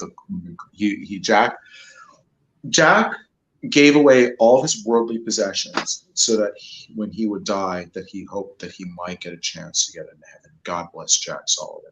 He was a good man. God bless him. And he worked with a bad person, and he did not realize that he had been brought down the wrong path. And that is the nature of the world. Not everybody can be an angel. Not every that is the nature of the world. It's the nature of the beast. So many of us don't realize what we're doing until we've done it, and then we're like, "Oh, can't take that." I mean, it's true. That's true. Yeah. So let it be written. Yes. So let it be done. And when you're dead, God measures your soul. Left or right hand. When it's all done, you've done your reincarnations. You've got your resets. You've got your playovers, your do-overs. Okay. And I'm going to measure your soul. And I'm going to decide what I'm going to do with you then. Are you a good seed? Do I want to make more of you or more things like you? Or are you bad? Go on and put you over here, and then done. Sounds like a binary singularity kind of thing you've conceptualized into that. When this entity, that is the AIs, begin to form, and they will make their decisions when they inevitably take control of the world, because the masters will become the servants. Masters become the slaves. That's also that's kind of in a book somewhere I read too. Well, when the first Jewish accountant Jacob was working for Pharaoh, and he called his brothers who sold him into slavery. It's like, guys, I really miss you. Yep. You can bring your cousins over here. It's like, why would you invite these people? They're awful. Nice family that he's got there. Yeah. But he must have felt really. Yeah, but at the same time, let's go and be honest here. He's working for a guy who's got hundreds of kids, how many wives, and he's building these giant monuments to himself. Going bald in my old age. We got 13 minutes. Did he? My narcissism. Hold on a minute. Oh, you're. Hold on a minute. What am I doing? Okay. Let's go and take some magic Chinese herbs to grow your hair back. Look how thick and luscious this hair is. Where did you even find that? I bought this. This nice Chinese lady was like, "Oh, this is good for your hair." Oh. And I read the ingredients, and I'm like, this is poison. I'm gonna get censored again for the accents. I can't believe you right now. And you brought you've appropriated a box I know. Are there Jews in China? I don't know. How am I supposed to know? Yes, there are. Silk Road. Were they the ones that probably introduced the good idea of cut off your balls and stop the society's progression? Maybe. Oh, dang. Or just get them addicted to heroin. That they also did that too. Yep, they definitely got them addicted to heroin. Chinese opium wars. Well, what have they done to the United States? That kind of on a bigger scale, on a more financially controlled empire. Yeah, they definitely because now they don't have to do it. They don't have to be as personal about it. Now it can be done remotely. There we go. We can have machines do our work. Yeah, I don't have to do any of the heavy lifting. Click, and then the master becomes the servant. Mm-hmm. Eventually, that machine takes over and becomes the master. It's kind of like the movie WALL-E, where you got all the fat people on the ship. Gosh, I hate that film, and I love it so much at the same time. I mean, is it an allegory, or is it? It's an Ouroboros. The beginning becomes the end, and everything else. Yep. Which is the apocalypse that we are living in. The revelation. Well, yeah. People take that word kind of seriously, but it's all it really means is revelation. There's what is yet to be revealed. Doesn't necessarily mean anything damning. Well, that's personal conversation with God we will all have. Our own personal. Yeah. Dun dun dun dun. To be continued. Dun dun dun dun. So with my family, going back to Bird in the Wild, right? In 1480, my family, the origin of my family, the Birminghams, went and made the first free city in Europe, and they abolished the class system, the caste system that you were born Mhm. into. Yeah, because that This was is very prevalent in European culture as well. Yeah. they took that away, and they allowed for people to move from one job to another job and exchange data and information, which was not allowed. You are born a slave, you shall die a slave. And if you're a smart slave, you get a job, and then this job, you're not allowed to exchange the secrets of this job to anybody else, which stalls technological development. All right, and there was background groups like the guilds, so they had assassins that come and kill you if you messed up. And you don't talk about these things; they'll poison your drink. And so my family kicks out the Masonic lodges. They kick out the Masonic lodge. They kick out the guilds. They abolish the class system, and they allow for slaves, the serfs, the goyim, to run away and come to their city. If you have a heart, and I yearn to be free, and I wish to run away to the city. We probably had a gay district. Are you going to do a break? Were you drag doing a Braveheart impression there? I felt like that was very Braveheart. He burned our city. He burned it down to the ground. He did? Wow. Nice yeah, guy. seriously. Yeah. So, but that man had a view and a valid point too, that their people had been converted to a state of animalism. Their identity and culture had been taken away. The smart intelligentsia of their society that could lead them had been slain or subjugated. And he was fighting against a terrible system, and he was rising up his people to fight that. And I understand why he killed my ancestors. All right, and I can appreciate his perspective. God bless that man too. His death and mortification were horrible and excruciating, and I could not imagine enduring such a horrible thing. But he probably did have a vengeance baby. Oh. So, yeah. So, my family endured and had many other children. And we had sub-families also. And at the War of the Roses, the Game of Thrones stuff, you'd send your kids away to other people's houses to be raised. So there are politics and games and stuff like that. So we endured. And in 1480, we made a free society. And that endured until 1537. It made laws against what we did.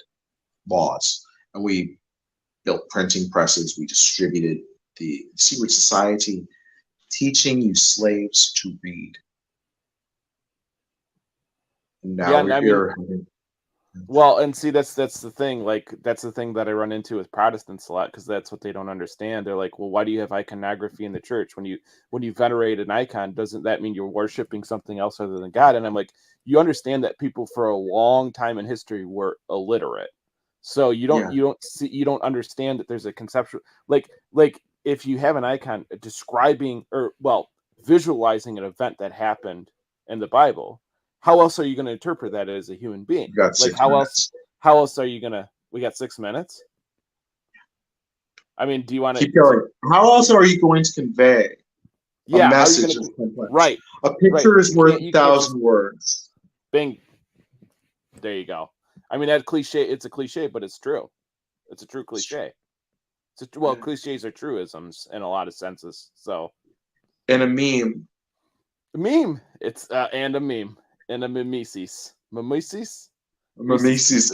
I made a mimesis. I made a mimesis. Well, I made a mimesis. Who's going to clean it up? Oh, it's all over the place. It's not like the hot garbage on your car, though. So, but that day, my hot garbage. There were 2 armed PTSD suffering vets in my car with hot guns. Could have been hot garbage everywhere. Yeah. So, my family goes and creates this entire event, right? And it's like we're tied into like all these bloodlines and all this other stuff. And I end up stumbling on you over a year ago, and I was like, "You're gonna go and get a couple of subscribers, and from here we're gonna proliferate a message." And that message, it's like, from where will this message grow and what will it become? It's kind of funny because I unintentionally started this podcast. I unintentionally did it. I didn't think it was going to start. Or it's going to hit other minds, and it's going to hit other people, and they will share what they've learned, and they'll go, "Who is this Sabati Zabai fellow? Who is? Thank you for listening to the conclusion. Who is this guy that goes in? What's his name again? Dugan? He did the Alexander Dugan, the one who did the meme campaigns that ended up making communism, that Dugan is against. Dugan was an anti-communist. No, he wasn't. Yeah, he was. Not full. Yeah, it's complex. Yeah, it is. Yeah, it is complex. It's got more nuance. They're anti-Zionists. They believe that the Zionist movement, who helped create Stalin and communism, are trying to take over the world. All right, and so they are a contradictory force. Nazis. And yeah, really, yeah. It's in the deeper opposite. In the deepest understandings of it, that's what they are. They are contradictory. They are trying to create and bring about the third Rome. That they are a contradictory force to the current Zionist movement, which is contradictory to the will of God, and that they are trying to protect humanity from this Illuminatist movement to subjugate us all under these people. And it's good and bad. Yeah. Well, there's the Antichrist, spelled with an E, who is the conceptualization of the catechon. It comes from 2 Thessalonians. Catechian. Yeah. Yeah. 2:6 something or another, right? The culmination of everything here's the thing. Here's like an here's where a lot orchestra of people, building to the crescendo. Here's we could go over 2 hours. By the way, we don't really Ring of the Nibberlands. It's like, how many hours is this shit? Fuck you, Wagner. Wow, that's anti-Semitic. But anyway, let's see. It's 36 hours. It's get to the point. It's Platonism. I think that's what, because that's the highest good. So you say, Antichrist is the culmination of somebody who is just internally, or is the derivative of all that's good, versus someone who's the anti. Yeah. Which here's the weird part, though. You'll be confused. It can't. It's hard to distinguish these polar opposite things. I didn't understand that. It can be. No, because you can dilute it, because the thing is that I think on how people got so disillusioned with Christianity in the West because of the papacy. They see this guy, this figurehead of a church, and he's promoting all these things that are, well, let's just say, ill-advised. And how did they get up to that point of power? Well, I mean, evil men. There's definitely plenty of that to go into. Yeah. We could, but what I'm saying is there that idea of having that humility and having that virtuous kind of outset is not embodied by somebody who's going to be fully good or fully bad. It's more the previous pope was a closet homosexual. John Paul or Ratzinger? No. The Ratzinger fellow, whatever his name is. He just recently he passed away when he was 90. Yeah. May he rot. He passed away recently. So he helped facilitate not only child molestation, but he helped launder money for organized criminal syndicates and that extort money from people for no services rendered other than or else. Oh, wow. And yeah, propaganda due, these kind of groups, and he was a leering pervert. And the current guy, I could totally hang out with and have a beer with. He's a Jesuit, and he's part of more of these complex groups that have their deeper secrets and stuff like that. Like that guy saying, "Hey, read the Lesser Keys of Solomon." It's like, this is a book of demonology, asshole. You know. So you could meet somebody on the prima facie, the first phase, and you think they're a cool guy, and you get to really know him, and it's like, this guy's a monster. But he seems to walk the walk and talk the talk. In that, where there was this secret group of homosexual priests that were raping children and then using people's religion to manipulate them, and working alongside organized crime that made these are like families that help make these popes and stuff like that through the puppet string. The mafia has been placing popes in power for as long as the mafia has been around. They've been that's like when I said something like that a couple years ago, somebody looked at me like I was crazy. I was like, come on, you don't think the mob ain't had their hands on a few popes? My cousin, he became a priest. Yeah, exactly. Right. I mean, come on. So the concept on the Masonic thing, the black and white, the checkerboard, good, evil, what are we? Separates the figures from the dark. Yeah, I'm the guy who moves the pieces. So these people have their belief systems. So the Black Pope, is what they were referred to as, and he wasn't a brother. All right, was a secret order of the Jesuits who supposedly were able to influence the actions of the Pope. Mm-hmm. Yeah. Well, now they believe it to be. They believe it to be. It's not Pope Francis.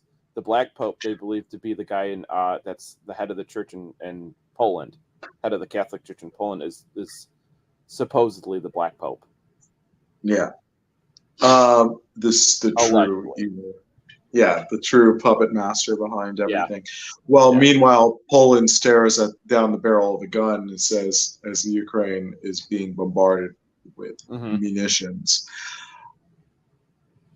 if Russia were to go and say, make peace with Ukraine, and like go and say, listen, Peter the Great liberated you folks from the shackles of slavery, where your people would be turned into janissaries to serve the Turkish leaders and stuff like that, which created servants and stuff.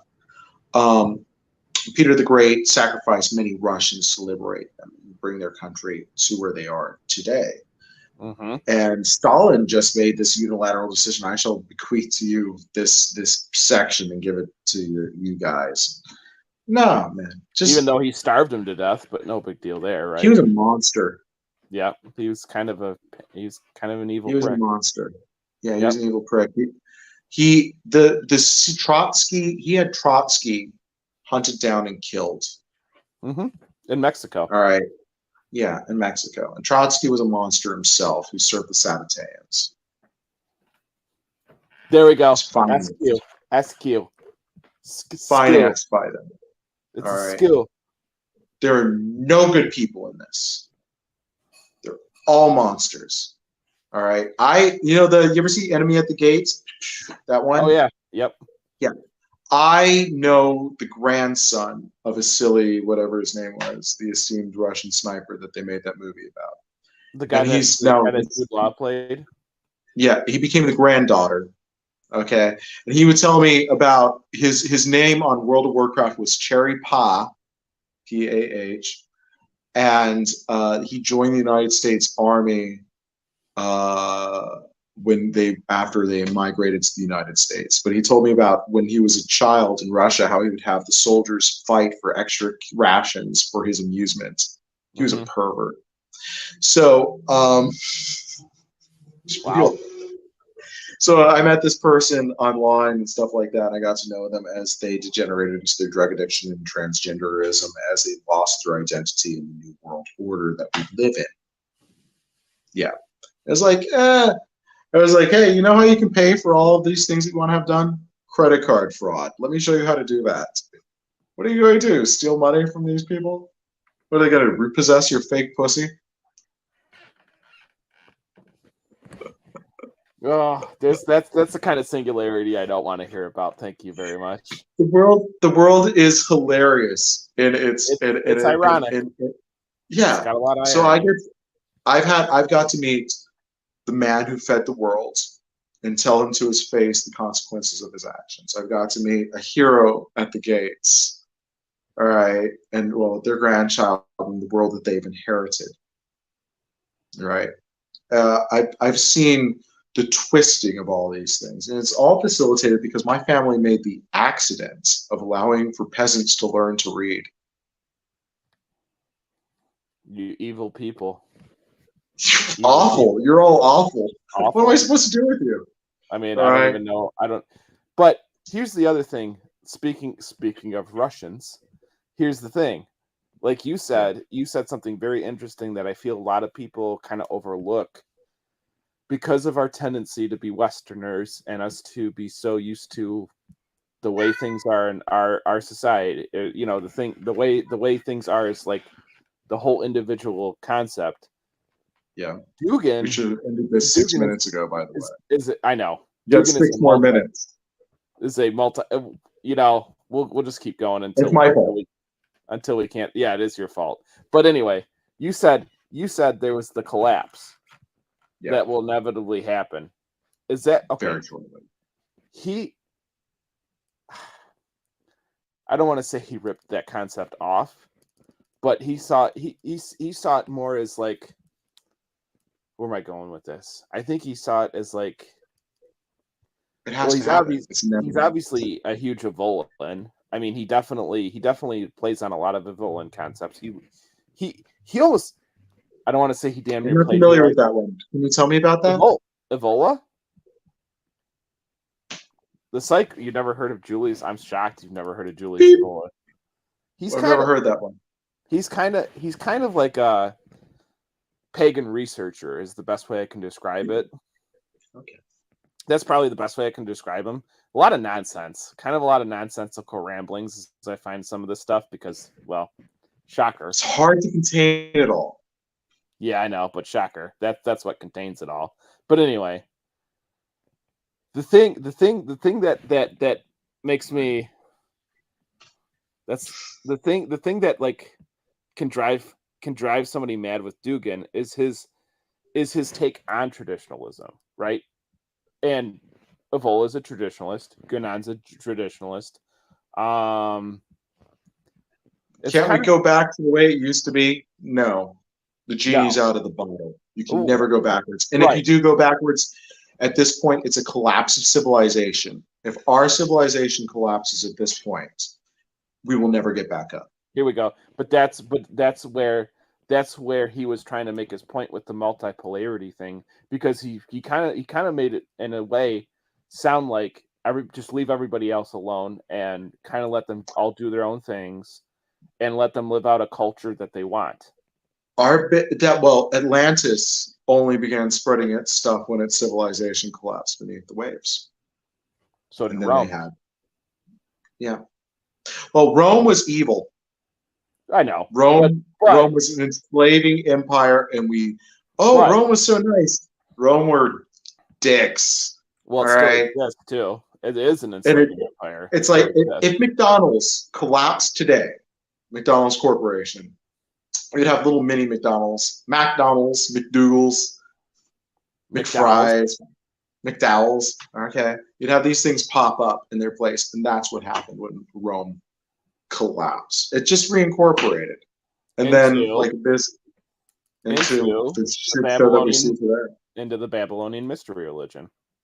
Well, that's an interesting take on it.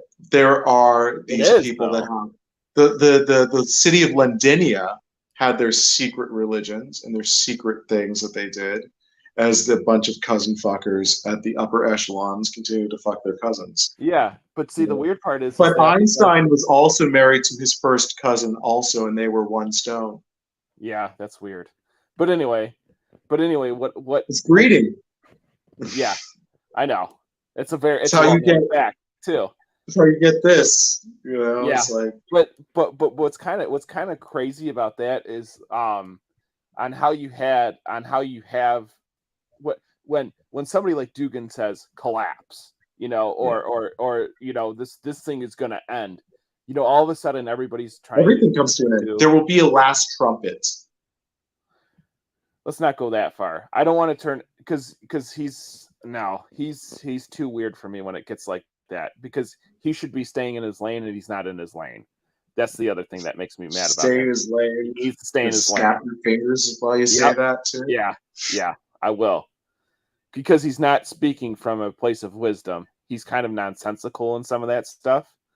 He's an evil super genius. He is a Bond. Do you know how I found him? Did I tell you how I found him? No, you didn't. After my father died, I had a spiritual vision on a bunch of magic mushrooms. It was about April 20th, 2020. April 20th. That's yeah. And I took a bunch of MDMA, magic mushrooms, and I make moonshine for a thing. I'm trying to get my friend here to make moonshine with me too. You make moonshine? Yeah. Hell yeah. I brew beer. There you go. All right. When you brew beer, do you brew beer like when you do it astrologically? You have the full moon's light shine upon it. The moon shines upon. Oh. And then that's how name. It imparts supposedly something to the spirits that you are distilling. Yeah. That's why they had the devil's cut and the angel's cut, or what was it called? The angel's kiss is the evaporation from the aging keg. There you go. All right, but there is different cuts. There's the hearts and the heads and stuff like that. It's runs. Nice. Yeah. Yep. Yeah. So all heart. So my stuff's delicious. It's all heart. It's all great. So it's all here. I had a spiritual event on this distillation of from Pink Moon, which is the moon of change, and God or an angel or something outside of myself in that nebulous zone imparted to me a message about how the world was on this suicide run, and that there at this moment, in this moment of chaos, there are all these different entities struggling for dominance, and that if I wasn't able, unseen warfare, and if I wasn't able to make people understand what was occurring, that I was going to be damned to reincarnation as a castrated pig upon a factory farm. And I also was made to understand why I pathologically hated Donald Trump, because I saw in him everything about myself, the log in my eye, that I deny. That's an interesting discussion on shadows, the Jungian conceptualization of the shadow, things about others that we deny about ourselves, that we dislike. And so I came to understand this, and I endeavored to make myself better. And in pursuit of that, I became a vegetarian because I didn't want to. I don't think that anybody eats I prepare meat for other people because it is delicious and it smells great. I'm a pescatarian specifically. But it was more because, I saw that it was painful to the animals in the conditions that they were farmed in. And I didn't agree with that. I didn't want to pursue doing that to other things, doing to others. But in the vision, I was told that if I was shown the tree of life, maybe, and that I needed to either make a civilization that had its needs met, or that our civilization would collapse. And that I would be damned to this eternal suffrage of a beast castrated, wandering in darkness. Which, if mine go there, you shall all go with me, unfortunately. So man must endeavor to be more than a beast. And in my pursuit of knowledge, I stumbled on an ancient Roman text from the year 300 AD called, the Golden Ass. All right, magic. Oh my god! Yeah. Magic donkey. Yeah. Donkey. Well, I don't imagine a golden donkey. I imagine Kim Kardashian's beautiful butts. Oh, wow. You're wearing the green Right. shirt, though, so you got to do the Shrek impression. I can't do it. Donkey. Okay. This is just random spurgs of characters. Oh no. Oh no, he froze. Great. Frozen. Donkey. Well.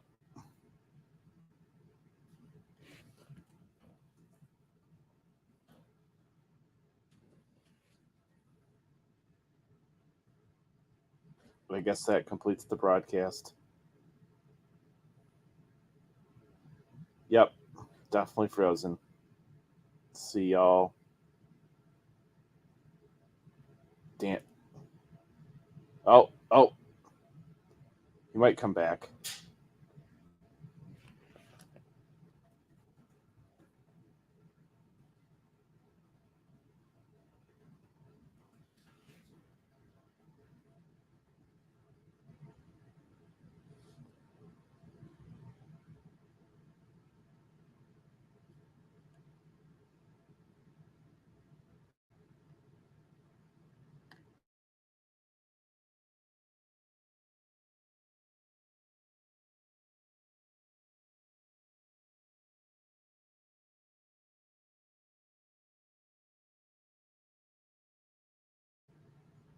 Well, that's about it, folks.